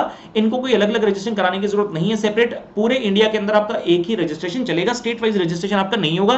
सिर्फ और सिर्फ यूआईएन के लिए हम ये बात करें, बाकी किसी के लिए ये वाली बात नहीं है। डिस्टिंक्ट पर्सन और एस्टेब्लिशमेंट ऑफ डिस्टिंक्ट पर्सन के बारे में हमने सप्लाई चैप्टर में पढ़ लिया था कि अगर आपका एक से ज्यादा स्टेट में बिजनेस है तो आपकी दोनों एंटिटी को जो डिफरेंट स्टेट्स में है उनको भी डिस्टिंक्ट पर्सन माना जाएगा आपको, और जो आपकी एस्टेब्लिशमेंट है उनको एस्टेब्लिशमेंट ऑफ डिस्टिंक्ट पर्सन माना जाएगा। ये पॉइंट रखा गया सो दैट स्टॉक ट्रांसफर और ब्रांच ट्रांसफर को जीएसटी के दायरे में लेकर आया जा सके। फिर बात आती है जीएसटी की, आपको जीएसटी नंबर मिलेगा कब और जीएसटी कैसा होता है। तो जीएसटी जो 15 डिजिट नंबर होता है आपका, जो कि अल्फा न्यूमेरिक बेस होता है। पैन बेस नंबर होता है 10 डिजिट पैन के होते हैं, स्टार्टिंग में 2 डिजिट स्टेट के होते हैं और फिर 10 डिजिट आपके पैन के आगे, फिर 3 डिजिट और होते हैं, टोटल 15 डिजिट का ही बन जाता है। आपको पैन नंबर मिलेगा कब, जब आपको पैन नंबर 30 डेज जैसे आपके कंप्लीट हो जाते हैं, जब आपको grant of registration basically complete हो गया। सबसे पहले डेट कौन सी है, जिस दिन आपका टर्नओवर एक्सीड हो जाता है, 30 दिन के अंदर अप्लाई करते हो और उसके बाद आपको ग्रांट ऑफ सर्टिफिकेट मिल जाता है जिस दिन, उसके 3 दिन के अंदर आपको जो है जीएसटी आपका अलॉट कर दिया जाएगा। अब बात आती है जीएसटीएन जो है वैलिड कब से होगा। अगर आपने, जब आपको टर्नओवर 10 या 20 से आगे निकला था, अगर आपने 30 डेज के अंदर अप्लाई कर दिया था तो बैक डेट से ही ये वैलिड हो जाएगा, मतलब जिस दिन आपका टर्नओवर 10/20 से आगे निकला था। लेकिन अगर आपने 30 दिन के अंदर अप्लाई नहीं किया था तो एक्चुअल में जिस दिन ग्रांट ऑफ रजिस्ट्रेशन आपको किया गया उसके बाद ही ये आपका जो है वैलिड रहेगा। ठीक है, उसके बाद आता है हमारा सेक्शन नंबर 27। सेक्शन नंबर 27 में कुछ खास नहीं है। सेक्शन 27 बात करते हैं that is about the CTP NRTP. CTP कौन होते हैं, जो कि ओकेजनली ऐसे स्टेट में जाकर ट्रांजैक्शन कर रहे हैं, ऐसे यूटी में जहां पर उसका फिक्स प्लेस ऑफ बिजनेस नहीं है। और एनआरटीपी होता है जो कि इंडिया में आकर ट्रांजैक्शन कर रहे हैं ओकेजनल बेस पर सप्लाई ऑफ गुड्स और सर्विस के, और उसका इंडिया में कोई भी फिक्स प्लेस ऑफ बिजनेस नहीं होता है। राइट, यहां पर इंपॉर्टेंट पॉइंट जो ध्यान देने योग्य है हमारा कि इसका जो एक बात तो हमने कर लिया कि इसको अप्लाई कब करना है, एटलीस्ट 5 डेज इन एडवांस में करने, जब आपका कमेंसमेंट ऑफ बिजनेस करने का मन करते हो। और आपका जो रजिस्ट्रेशन है वो लाइफ टाइम वैलिड नहीं रहेगा, क्योंकि आप कुछ समय के लिए ही ट्रांजैक्शन करते हो। आपकी जो वैलिडिटी होती है या तो जो पीरियड आपने रजिस्ट्रेशन सर्टिफिकेट में लिखा है वो वाला, या फिर 90 days which ever is earlier, जिस दिन आपको रजिस्ट्रेशन मिल गई वहां से 90 डेज, या फिर जो आपके रजिस्ट्रेशन सर्टिफिकेट में टाइम पीरियड लिखा है विच एवर इज अर्लियर जो होगा वहां तक आपका माना जाएगा। लेकिन अगर आप चाहें तो इसको थोड़े टाइम के लिए एक्सटेंड भी किया जा सकता है, 90 डेज के लिए फर्दर गवर्नमेंट इसको प्रॉपर ऑफिसर इसको एक्सटेंड कर सकता है। और जहां तक टैक्स की डिपॉजिट की बात है तो government to be on the safer side advance में ही टैक्स का पैसा इन लोगों से थोड़ा सा लेती है, क्योंकि बाद में लोग टैक्स का पैसा देंगे या नहीं देंगे वो कंफर्म नहीं होता। फिर हम आते हैं सेक्शन नंबर 28 पर, जो की बात करते हैं अमेंडमेंट इन रजिस्ट्रेशन सर्टिफिकेट की। आपने जब स्टार्टिंग में रजिस्ट्रेशन लिया था तो आपने काफी सारे पर्टिकुलर दिए थे, हो सकता है बाद में जिसमें आपने अमेंडमेंट करवा ली हो, कुछ चेंज उसमें आया हो। तो अमेंडमेंट के लिए आपको ध्यान रखना होगा, 2 तरह की इसमें चीजें होती हैं, या तो कोर फील्ड ऑफ इंफॉर्मेशन होगा या फिर non core field of information होगा। कोर फील्ड ऑफ इंफॉर्मेशन ऐसा जो बहुत इंपॉर्टेंट है, जिसके लिए आपको अप्रूवल की जरूरत पड़ेगी, और नॉन कोर है जो कि बहुत छोटे मोटे चेंजेस के लिए आपको अप्रूवल की जरूरत प्रॉपर ऑफिसर की नहीं पड़ेगी। कोर फील्ड में कौन कौन से पॉइंट होते हैं, या तो आपके बिजनेस का लीगल नेम चेंज हो गया, या फिर आपका एड्रेस चेंज हो गया, चाहे वो प्रिंसिपल प्लेस का है या फिर एडिशनल प्लेस ऑफ बिजनेस का है, या फिर आपके जो बिजनेस में की मेंबर थे यानी कि पार्टनर हो गए, डायरेक्टर हो गए, कर्ता इन द एचयूएफ हो गए, तो इनमें कोई चेंज है उसको कोर फील्ड ऑफ इंफॉर्मेशन बोला जाता है। इन तीनों को, इन तीनों ही केस में से कोई भी होगा तो आपको प्रॉपर ऑफिसर का अप्रूवल चाहिए होगा, जो कि 15 दिन के अंदर आपको लेना होगा। और अगर इनमें से कोई इसके अलावा किसी चीज में चेंज है तो उसके लिए आपका अप्रूवल नहीं चाहिए, सिर्फ इंटीमेशन करोगे तो वैलिड होगा। दोनों ही केस में चाहे कोर हो या नॉन कोर हो, आपको 15 दिन के अंदर गवर्नमेंट को इलेक्ट्रॉनिक पोर्टल पर एप्लीकेशन तो डालनी ही पड़ेगी कि देखिए हमारा ऐसे ऐसे जो है हमने पर्टिकुलर में चेंज कर लिया है। अगर बाई चांस आपका कॉन्स्टिट्यूशन चेंज हो गया यानी कि आपका पैन नंबर चेंज हो गया, उस केस में आपको फ्रेश रजिस्ट्रेशन ही करवाना होगा, उस केस में अमेंडमेंट वाला पोर्शन जो है नहीं चलेगा। फिर आते हैं सेक्शन नंबर 29 पर। सेक्शन नंबर 29 जो है बात करते हैं कैंसिलेशन ऑफ रजिस्ट्रेशन की। कैंसिल आप चाहें तो खुद भी करवा सकते हैं एप्लीकेशन डालकर, या फिर प्रॉपर ऑफिसर खुद भी ऑन हिज ओन आपको कैंसिलेशन कर सकता है, या फिर अगर आपकी डेथ हो गया पर्सन की तो उस केस में उसके लीगल हेयर भी अप्लाई कर सकते हैं। यहां पर एक इंपॉर्टेंट पॉइंट जो अमेंडमेंट आई है, पहले था कि वॉलंटरी अगर आपने रजिस्ट्रेशन ली है तो आप जब आपने वॉलंटरी ले ली उसके 1 साल तक आप इसको कैंसिल नहीं करा सकते। ये पॉइंट हट गया है, मतलब अगर आपने ले लिया वॉलंटरी रजिस्ट्रेशन बाद बाद में आपका मन नहीं कर रहा कंटिन्यू करने का, तो आप उसको 1 साल के अंदर अंदर भी कैंसिलेशन करा सकते हैं। यहां पर इंपॉर्टेंट पॉइंट जो मुझे बताना है आपको कि कैंसिलेशन किस किस केस में हो सकते हैं। अगर प्रॉपर खुद से चाहे, मतलब आपने कुछ ऐसा सीवियर काम कर दिया है जो कि आपको नहीं करना चाहिए था, जिसके कारण प्रॉपर ऑफिसर ने आपके रजिस्ट्रेशन को कैंसिल कर दिया है। कौन कौन से पॉइंट इसमें आते हैं? नंबर 1 कि आपने अपना बिजनेस ही कमेंस नहीं किया, आपने जो प्लेस ऑफ बिजनेस दिया था बेसिकली आप वहां से कोई बिजनेस कंडक्ट ही नहीं करते हैं, या फिर आपने सिर्फ बिल ऑफ सप्लाई या फिर इनवॉइस इशू कर दिया लेकिन बदले में कोई गुड्स या सर्विस आपने सप्लाई ही नहीं की, मतलब फेक इनवॉइस एक्सेप्ट आपने बना दिया, फिर आपने सेक्शन 171 के प्रोविजन को कॉन्ट्रडिक्ट किया है जो कि बात करता है एंटी प्रॉफिटिंग मेजर की। अगर आप कंपोजिशन वाले डीलर है तो आपने कंसेक्यूटिव 3 टैक्स पीरियड की रिटर्न नहीं भरी है, और अगर आप अदर देन कंपोजिशन है तो आपने 6 महीने तक कंटिन्यूअसली आप कंसेक्यूटिवली अपनी रिटर्न नहीं भरी है, उस केस में भी गवर्नमेंट आपका रजिस्ट्रेशन को कैंसिल कर सकती है। अगर आपने रजिस्ट्रेशन वॉलंटरी ली थी लेकिन आपने 6 महीने तक कोई बिजनेस कमेंस नहीं किया, उस केस में भी रजिस्ट्रेशन कैंसिल की जा सकती है। या फिर आपने रजिस्ट्रेशन लिया था by the way of fraud, wilful misstatement और सुपरेशन ऑफ फैक्ट, तब भी आपको जो है रजिस्ट्रेशन जो है कैंसिल कर देगी। Proper officer of the government can cancel registration. एक बार आपकी रजिस्ट्रेशन कैंसिल हो गई सेक्शन 29 के अंदर, फिर आता है सेक्शन 30 जो की बात करता है revocation of this order of cancellation of registration. तो रेवोकेशन का वाला जो सेक्शन 30 नंबर है वो तभी अट्रैक्ट होगा अगर गवर्नमेंट के ऑफिसर ने खुद से आपकी रजिस्ट्रेशन कैंसिल किया था। अगर आपने बोलकर करवाया था कि प्लीज मेरी रजिस्ट्रेशन कैंसिल कर दो, उस केस में वापस उसको रिवोक नहीं करा सकते हैं। अगर प्रॉपर ने खुद से ऑन हिज ओन कैंसिलेशन की थी तभी रेवोकेशन वाला सेक्शन आएगा। तो आपको 30 डेज के अंदर एक एप्लीकेशन डालनी पड़ेगी कि आपके जो है कैंसिल कर दी जाए, जो ऑर्डर दिया था उसको रिवोक कर दिया जाए। उसके प्रॉपर ऑफिसर की पावर है, ही में आइदर डू दिस और ही में आइदर रिवोक दिस एप्लीकेशन, मतलब चाहे वो अपने पुराने ऑर्डर को रिवोक कर दे या फिर पुराने ऑर्डर को कंफर्म माने, ये उसकी मर्जी होगी। तो रजिस्ट्रेशन चैप्टर में इतने ही पॉइंट कुल मिलाकर बेटा बनते हैं। So guys welcome to the chapter number 8 जो की बात करते हैं documentation, tax invoice, credit, debit note की। तो सेक्शन नंबर 31 से लेकर 34 तक इस चैप्टर में बात किया जाता है। सबसे पहले आता है सेक्शन नंबर 31 जो की बात करते हैं time limit for the issue of invoice and tax invoice की, जो कि मेनली हमने बात कर ली थी जब हमने सेक्शन 12-13 टाइम ऑफ सप्लाई वाला चैप्टर किया था। कुछ उसके पॉइंट्स हैं जो कि हम यहाँ पर बात करने वाले हैं, साथ में कुछ स्पेशल डॉक्यूमेंट जो कि रूल्स के द्वारा गवर्नमेंट ने बताए हैं उनको भी यहाँ पर डील करना है। सबसे पहले आता है रूल नंबर 46 जो की बात करता है टैक्स इनवॉइस की, जिसके नाम से क्लियर है अगर कोई भी रजिस्टर्ड पर्सन किसी को सामान बेचता है तो साथ में आपको टैक्स इनवॉइस देना होगा। टैक्स इनवॉइस के ऊपर कौन से पर्टिकुलर्स आएंगे वो यहाँ पर जानना हमारे लिए ज्यादा जरूरी है। तो जो पर्सन इनवॉइस इशू कर रहा है उनका नाम, एड्रेस और जीएसटी आएगा, मतलब सप्लायर का इनवॉइस का नंबर आएगा जो कि मैक्सिमम 16 डिजिट का होगा। डेट ऑफ इशू, जिस दिन आपने इनवॉइस बनाया उस दिन का डेट आएगा, और अगर जो रेसिपिएंट है वो भी रजिस्टर है तो उसका भी नाम, एड्रेस और जीएसटीआईएन आएगा। लेकिन अगर जो रेसिपिएंट है वो रजिस्टर नहीं है लेकिन गुड्स की वैल्यू की सप्लाई की वैल्यू जो है वो 50,000 से ज्यादा है, या उस 50,000 या 50,000 से ज्यादा है, इक्वल टू 50,000 भी और ग्रेटर देन 50,000 भी है, तो उस केस में पार्टी का नाम और एड्रेस साथ में आपको लिखना पड़ेगा और प्लेस ऑफ डिलीवरी। लेकिन अगर 50,000 से वैल्यू कम है तो आपको लिखने की आवश्यकता नहीं है। अगर पार्टी चाहे लिखा जाए तो ही आप लिख सकते हैं, अदरवाइज आपको जरूरत नहीं है। उसके अलावा एचएसएन कोड आपको लिखना होगा जो कि एप्लीकेबल होगा, लेकिन एचएसएन कोड के बारे में फिलहाल जो है जो लॉ चल रहा है उसमें है कि अगर आपका एग्रीगेट टर्नओवर 1.5 करोड़ है उससे कम है तो आपको कोई भी एचएसएन कोड लिखने की जरूरत नहीं है। अगर 1.5 करोड़ से ज्यादा है या फिर अप टू 5 करोड़ है, 1.5 करोड़ से ज्यादा less than equal to 5 crore तो 2 डिजिट बताने हैं, अगर 5 करोड़ से ज्यादा है तो आपको 4 डिजिट बताने हैं। उसके अलावा डिस्क्रिप्शन, गुड्स या सर्विस कौन से उसको आपको डिस्क्राइब करना है, उनका यूनिक क्वांटिटी कितनी है वो आपको बताना होगा। साथ में यूनिक क्वांटिटी को मतलब केजी है, लीटर है, क्या चीज वो आपको बताना होगा। टोटल वैल्यू कितनी है सप्लाई की और टैक्सेबल वैल्यू कितनी है, मतलब डिस्काउंट वगैरह माइनस को टैक्सेबल वैल्यू तो वो भी बतानी है। रेट ऑफ टैक्स कितना है, कितना जो टैक्स रेट एप्लीकेबल और कितना अमाउंट ऑफ टैक्स है वो भी आपको बताना है। प्लेस ऑफ सप्लाई आपको बताना होगा। टैक्स रिवर्स चार्ज लगेगा या नहीं लगेगा वो भी आपको यहां पर लिखना होगा। और सिग्नेचर पार्टी के होंगे यानी कि सप्लायर के फिजिकल ऑब्लिक डिजिटल सिग्नेचर आपको यहां पर लगाने होंगे। यहां पर एक अमेंडमेंट आई है रूल नंबर 46A, एक नया ऐड किया गया, ध्यान से सुनिएगा। अगर रजिस्टर्ड पर्सन यानी कि सप्लायर जो है रजिस्टर्ड है और उसने एक ही पार्टी को टैक्सेबल सप्लाई और एग्जेम्प्ट सप्लाई दोनों एक साथ की हैं, टैक्सेबल और एग्जेम्प्ट दोनों एक साथ किए, तो क्या उसके लिए एक सिंगल इनवॉइस बनाया जा सकता है? तो डिपेंड करता है। हम ही जानते हैं जहां पर टैक्स लगता है वहां पर बनता है टैक्स इनवॉइस और जहां पर टैक्स नहीं लगता वहां पर बनता है बिल ऑफ सप्लाई। तो यहां पर आपको ध्यान ये देना होगा, अगर रजिस्टर्ड सप्लायर ने सामान बेचा है ऐसी पार्टी को जो अनरजिस्टर्ड है, मतलब हम जैसे एंड कंज्यूमर है, क्योंकि हमें तो कोई क्रेडिट नहीं लेना, तो आप invoice come bill of supply बना सकते हो, उसी में ही टैक्सेबल, उसी में एग्जेम्प्ट की डिटेल डाल सकते हो। लेकिन अगर मैं रजिस्टर्ड पर्सन और मैंने दूसरी पार्टी जिसको बेचा वो भी रजिस्टर है, क्योंकि दूसरी पार्टी को इसके ऊपर जो है वो टैक्स का आईटीसी लेना है, तो इसके लिए आप अलग इनवॉइस बनाएंगे उस ट्रांजैक्शन के लिए जो कि टैक्सेबल है और उस ट्रांजैक्शन के लिए बिल ऑफ सप्लाई बनाएंगे जो कि टैक्सेबल नहीं है। तो ये वाला पॉइंट इंपॉर्टेंट है, ध्यान में आपको रखना होगा। इसके बाद आता है manner of issuing the invoice. Invoice की कितनी कॉपी बनेगी? अगर गुड्स का केस है तो 3 कॉपी बनेगी, ओरिजिनल ओरिजिनल जो है रेसिपिएंट के लिए डुप्लीकेट, ट्रांसपोर्टर के लिए ट्रिप्लीकेट, हमारे लिए जिसने गुड्स का सप्लाई किया होगा यानी कि सप्लायर के लिए। अगर सर्विसेज वाला केस है तो इसमें तो कोई ट्रांसपोर्टर होता नहीं है, तो इसकी दो कॉपी बनेगी, ओरिजिनल रेसिपिएंट के लिए जिसको सामान जा रहा है और डुप्लीकेट आपके लिए जिसने सप्लाई किया होगा। यहां पर कुछ रिलैक्सेशन आती है कि टैक्स इनवॉइस आपको इशू करने की जरूरत नहीं है अगर गुड्स या सर्विस की टोटल वैल्यू 200 रुपए से कम है, पार्टी जिसको बेच रहे हो अनरजिस्टर्ड है और उसको सब जो है इनवॉइस नहीं चाहिए, तो उस केस में आपको इनवॉइस इशू करने की जरूरत नहीं है, बल्कि डे एंड पर आप एक साथ ही सभी जितनी ऐसी छोटी छोटी ट्रांजेक्शन हुई होंगी उनके लिए आप एक साथ एक बड़ा इनवॉइस बनाकर जो है रख सकते हैं।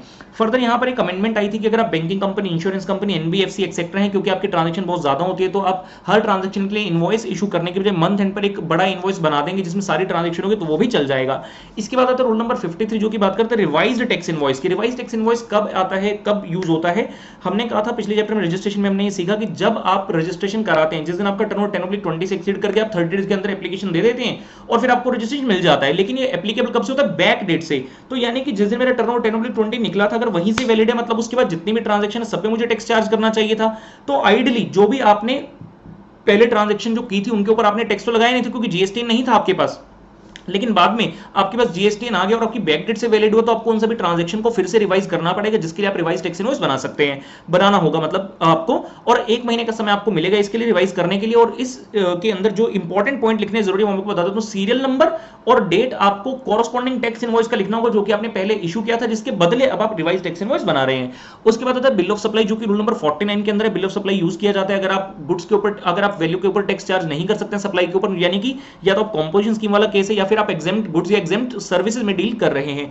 इस केस में आपका जो पर्टिकुलर होंगे इनवॉइस के सेम टू सेम होंगे, सिर्फ दो चीजें नहीं आएंगी, ना तो रेट ऑफ टैक्स आएगा और ना ही अमाउंट ऑफ टैक्स आएगा, क्योंकि आप टैक्स चार्ज कर ही नहीं सकते। फिर आता है रिसिप्ट वाउचर। रूल नंबर 50 जो है रिसिप्ट वाउचर की बात करता है, जैसे कि नाम से क्लियर, रिसिप्ट वाउचर मतलब आपको कुछ पैसे का रिसिप्ट हुआ है जिसके कारण आपको रिसिप्ट वाउचर बनाना पड़ रहा है।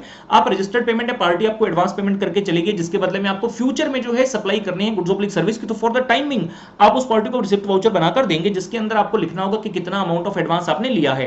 फर्दर जब भी आपको एडवांस आया, हो सकता है इस टाइम पर आपको ये ना पता हो कि नेचर ऑफ सप्लाई कैसा है, तो आपने इंटरसेट सप्लाई मान लेना है, और अगर आपको रेट ऑफ टैक्स नहीं पता तो 18% टैक्स आपने मानते हुए चलना है।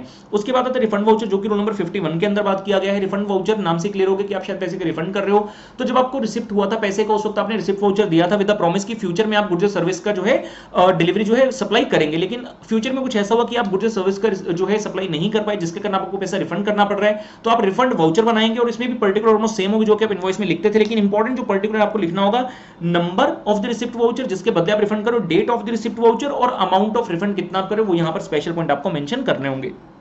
उसके बाद एक पॉइंट आता है आपका इनवॉइस वाउचर और पेमेंट वाउचर का, जो कि रिवर्स चार्ज वाले केस में एप्लीकेबल होता है। पेमेंट वाउचर जब एक रेसिपिएंट सप्लायर को पैसे देगा in the case of reverse charge, तो डेफिनेटली आपको हमेशा पेमेंट वाउचर साथ में बनाकर देना होगा। और जहां तक इनवॉइस की बात है तो इनवॉइस कौन बनाएगा? अगर सप्लायर भी रजिस्टर था तो सप्लायर ही इनवॉइस बनाएगा, लेकिन अगर सप्लायर रजिस्टर नहीं है उस केस में रेसिपिएंट, क्योंकि रेसिपिएंट तो रजिस्टर है ही, रिवर्स चार्ज वाला केस है, तो उस केस में रेसिपिएंट इनवॉइस को बनाएगा। फाइनली आता है सेक्शन नंबर 34 जो की बात करते हैं क्रेडिट नोट डेबिट नोट की। 34(1) and 2 क्रेडिट नोट की बात करते हैं, 34(3) and 4 डेबिट नोट की बात करते हैं। क्रेडिट नोट वर्ड यूज किया जाता है in the case of over billing, यानी कि पहले आपने ओवर बिलिंग कर दी थी किसी कारण से, जिसके कारण आप उसको ठीक करना चाहते हैं, तो आपको क्रेडिट नोट इशू करना पड़ेगा। 4 केस होते हैं। नंबर 1 जहां पर आपने टैक्सेबल वैल्यू जो है इनवॉइस में ज्यादा चार्ज कर दी थी, मतलब 10 लाख रुपए लिख दिए थे मैंने, लेकिन लिखने थे 9 लाख रुपए, तो आपने 1 लाख ज्यादा लिख दिया था, तो अब उसके लिए क्रेडिट नोट इशू करेंगे। या फिर आपने जो अमाउंट ऑफ टैक्स था वो ज्यादा लिख दिया था पहले रादर देन जितना अमाउंट ऑफ टैक्स होना चाहिए था।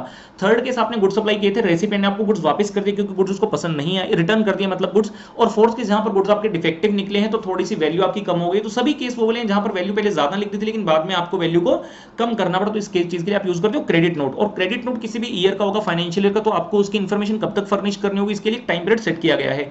जो भी आपका फाइनेंशियल ईयर 31 मार्च को एंड हो गया, उस ईयर का जो आप एनुअल रिटर्न फाइल करेंगे, जो कि लास्ट डेट हो 31 दिसंबर, तो 31 दिसंबर लास्ट डेट है। जो भी आपने डेट उसका फर्निश किया होगा विच में be in the month of August, September, October, wherever, तो वो वाली डेट। और दूसरा 30 September following this end of financial, मतलब 31 मार्च वाला फाइनेंशियल आपका खत्म हो गया, उसके बाद जो आपका 30 सितंबर आ रहा है उस डेट पर आपने जाना है, वो 30 सितंबर, और date of annual return whichever is earlier, इनमें जो विचएवर इज अर्लियर वाली डेट होगी वहां तक आपको क्रेडिट नोट के पर्टिकुलर जो है भरने होंगे। फिर आता है debit note. Debit note obviously अगर क्रेडिट नोट ओवर बिलिंग के लिए है तो डेबिट नोट आपका अंडर बिलिंग के लिए यूज होगा, यानी कि आपने जो वैल्यू पहले इनवॉइस के अंदर लिखी थी वो कम लिख दी थी, मैंने पहले चार्ज करे 8 लाख, बाद में लगा अरे नहीं गलत लिख दिया, 9 लाख चार्ज करना चाहिए था, तो पार्टी को डेबिट नोट 1 लाख रुपए का रेज करेंगे। या फिर दूसरा केस बनता है जहां पर आपने टैक्स की वैल्यू, पहला पॉइंट मैंने क्या बोला, टैक्सेबल वैल्यू, जो वैल्यू थी वो कम लिख दी थी। दूसरा कैसे, आपने टैक्स का अमाउंट कम लिख दिया था, मैंने टैक्स का अमाउंट लिख दिया था 10,000, लेकिन आना चाहिए था 15,000, तो इस केस में भी आप पार्टी को डेबिट नोट जो है रेज करेंगे। तो ये हमारा चैप्टर नंबर 8 के अंदर बेटा इतने बनते हैं डॉक्यूमेंटेशन के अंदर। सो गाइस नेक्स्ट चैप्टर बनता है चैप्टर नंबर 9 आ गए हैं, सेकंड लास्ट चैप्टर, जो की बात करता है पेमेंट ऑफ टैक्स के बारे में। पेमेंट ऑफ टैक्स में दो सेक्शन में पढ़ने में, सेक्शन नंबर 49 और सेक्शन नंबर 50। सबसे पहले सेक्शन नंबर 49 पढ़ते हैं, जो की बात करते हैं बेसिकली पेमेंट ऑफ टैक्स के बारे में। इसमें आपके मेन तीन चीजें हमने पढ़नी है, इलेक्ट्रॉनिक आपका जो liability register, electronic cash ledger and electronic credit ledger, इनको कलेक्टिवली ई लेजर भी बोला जाता है। जब एक पर्सन जीएसटी पर जाता है, आपका जो पोर्टल होगा, जो आप रजिस्ट्रेशन नंबर अपना एंटर करेंगे, तो वहां पर आपको डैशबोर्ड जो दिखेगा, वहां पर तीन लेजर आपको दिखते हैं, एक होता है कैश लेजर, एक होता है आपका क्रेडिट लेजर और तीसरा होता है आपका इलेक्ट्रॉनिक लायबिलिटी रजिस्टर। सबसे पहले बात करते हैं कैश लेजर की, जो कि डिफाइंड है, जो कि बात की गई अंडर रूल नंबर 87, जैसा कि नाम है इसका कैश लेजर, तो इसके अंदर जितने भी कैश पेमेंट और कैश रिसिप्ट है उसका डिटेल होता है। आप जब कैश लेजर में पैसा डिपॉजिट करते हो, आपके पास दो मोड होते हैं, तो आप ऑनलाइन डाल सकते हैं, फिर आप ऑफलाइन डाल सकते हैं। ऑनलाइन का मतलब है आप इंटरनेट का यूज करते हो, यानी कि इंटरनेट बैंकिंग के थ्रू, या फिर आप क्रेडिट और डेबिट कार्ड के थ्रू पैसा डाल सकते हैं। इसके इसमें कोई भी लिमिट नहीं है, जितना मर्जी पैसा आप डाल सकते हैं। जहां तक आती है ऑफलाइन की बात, यानी कि आप एनईएफटी आरटीजीएस कर रहे हैं, इस केस में भी पैसे की कोई लिमिट नहीं है, या फिर होता है आप ओवर द काउंटर, जहां पर बैंक पर जाकर काउंटर पर जाकर कैश जमा कराते हैं। तो आइडियली ये आपको नहीं करना है। इलेक्ट्रॉनिक पेमेंट्स गवर्नमेंट जो है एंथूज करना चाहती है, प्रमोट करना चाहती है, तो इसके लिए यहाँ पर एक लिमिट रखी गई है कि पर टैक्स पीरियड पर चलान आप सिर्फ 10,000 रुपए का अमाउंट ही जमा करा सकते हैं ओवर द काउंटर। अदरवाइज आपको कोशिश करनी होगी, या तो आप इंटरनेट बैंकिंग या डेबिट क्रेडिट कार्ड के थ्रू, या फिर आप एनईएफटी और आरटीजीएस के थ्रू ही अपने पैसे को जमा करवाएंगे। फिर बात आती है कि जो आपने पैसा जमा करा था उसको यूटिलाइज आप कैसे कर सकते हो। आप इसको किसी भी तरह के पैसे के लिए यूटिलाइज कर सकते हैं, चाहे वो टैक्स का पैसा या अदर ड्यूज। अदर ड्यूज का मतलब है इंटरेस्ट, पेनल्टी, फीस या अदर अमाउंट, किसी भी चीज के लिए आप इस पैसे को यूज कर सकते हैं। जहां तक बात आती है एडजस्टमेंट की, तो जब हम ये लेजर ओपन करते हैं उसमें चार मेजर हेड होते हैं आपके, IGST, CGST, SGST oblique UTGST, और होता है आपका कंपेंसेशन, एसजीएसटी कंपेंसेशन जिसको बोलते हैं।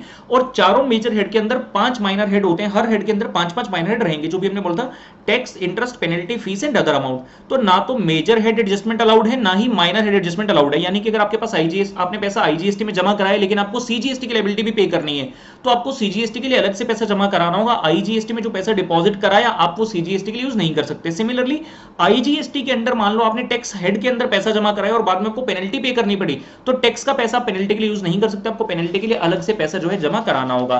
फिर आते हैं इलेक्ट्रॉनिक क्रेडिट लेजर पर, जो कि रूल नंबर 86 के अंदर बताया गया, जैसे कि नाम से क्लियर है, इसके अंदर सारी की सारी आईटीसी की डिटेल आपकी होती है कि आपने कैसे जमा कराया और कैसे आपने उसको यूटिलाइज किया है। सारी डिटेल जो है आईटीसी के अंदर होती है। आप इसका पैसा यूटिलाइज करोगे कैसे, आप इसका पैसा यूटिलाइज कर सकते हो only and only for the payment of tax and not for the other dues, मतलब interest, fee, penalty, other amount के लिए पैसा यूज नहीं किया जा सकता। और साथ ही साथ अगर आप आरसीएम के अंडर लायबिलिटी डिस्चार्ज कर रहे हैं, तब भी आप इस आईटीसी लेजर को अपने यूज नहीं कर सकते। आरसीएम के लिए सिर्फ और सिर्फ कैश पेमेंट ही आपको यूज करनी होगी। फिर बात आती है एडजस्टमेंट की, तो यहाँ पर एडजस्टमेंट मेजर हेड अलाउड होती है। सबसे पहले आपके मेजर हेड जान लेते हैं आईजीएसटी, सीजीएसटी और एस ऑब्लिक यूटीजीएसटी। आप इसको यूटिलाइज कैसे करेंगे, सबसे पहले तो सबका अमाउंट अपने अपने लिए यूटिलाइज हो जाएगा, मतलब आईजीएसटी का आईजीएसटी के लिए, सी का सी के लिए और एस का एस के लिए। उसके बाद जो सी है उसके लिए आप आई यूज कर सकते हैं और एस के लिए भी आप आई का यूटिलाइजेशन कर सकते हैं, लेकिन सी और एस में आपस में क्रॉस यूटिलाइजेशन अलाउड नहीं है। जबकि जब हम आईजीएसटी की बात करें तो आई के लिए सबसे पहले आई यूज हो गया था, उसके बाद आई के लिए आप सी को भी यूज कर सकते हैं और आई के लिए आप एस को भी यूज कर सकते हैं। वापिस से बोल देता हूं, सी के लिए सी पहले यूज होगा और फिर आई यूज होगा, एस के लिए पहले एस यूज होगा और फिर आई यूज होगा। सी के लिए एस यूज नहीं हो सकता, एस के लिए आई यूज नहीं हो सकता। फाइनली आते हैं इलेक्ट्रॉनिक लायबिलिटी रजिस्टर पर, जो कि रूल नंबर 85 के अंदर बताया गया है।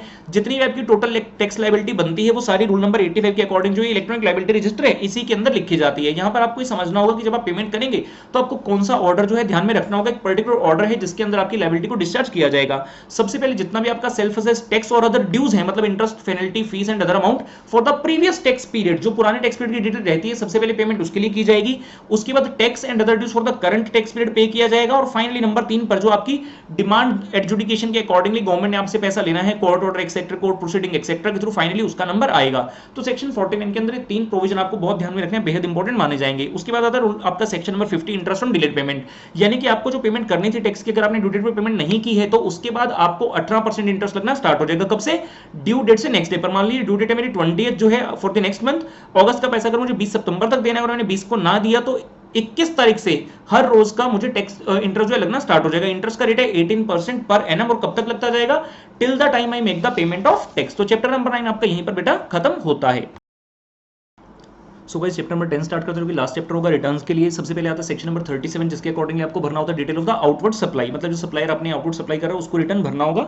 सेक्शन 37 इसकी बात करता है किन लोगों को भरना है, सभी लोगों को भरना है इंक्लूडिंग द सीटीपी, लेकिन किन लोगों को नहीं भरना है, अगर आप एनआरटीपी हैं तो नहीं भरना, अगर आप आईएसडी हैं इनपुट सर्विस डिस्ट्रीब्यूटर बेसिकली तो आपको नहीं भरना है, अगर आप ईसीयू हैं तो आपको नहीं भरना है, अगर आप कंपोजिशन टैक्स पेयर हैं तो भी आपको नहीं भरना है। और जिन लोगों को भरना है उनको फॉर्म नंबर कौन सा है, जीएसटी ईयर 1 में आपको करना है, इलेक्ट्रॉनिकली इसको फाइल करना होगा और कॉमन पोर्टल पर आपको इसको भरना होगा। अगले महीने की 10 तारीख तक आपको इसको भरना होता है, लेकिन यहाँ पर एक अमेंडमेंट है, अगर आपका एनुअल एग्रीगेट जो टर्नओवर है अगर less than equal to 1.5 crore है तो आपको मंथली की बजाय क्वार्टरली बेस पर भरना होगा, और अगर आपका टर्नओवर 1.5 करोड़ से ज्यादा है तभी आपको इसको मंथली भरना होगा। फिर बात आती है कि जो आपको आउटवर्ड सप्लाई भरनी है वो इनवॉइस की जो इन्फॉर्मेशन आपको अपलोड करनी है वो कैसे करनी है।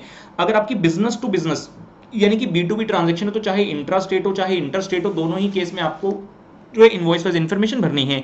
लेकिन अगर आपकी B2C ट्रांजैक्शन है, बिजनेस टू कंज्यूमर ट्रांजैक्शन, अगर इंट्रा स्टेट है तो आपको कंसोलिडेटेड डिटेल भरनी है, इनवॉइस वाइज डिटेल नहीं भरनी है। और अगर आपकी इंटर स्टेट है तो जो जो इनवॉइस आपके 2.5 लाख रुपए से ज्यादा है उसकी इनवॉइस वाइज डिटेल, और जो इनवॉइस 2.2 लाख रुपए से कम है उन सबके लिए कंसोलिडेटेड डिटेल आपको भरनी है।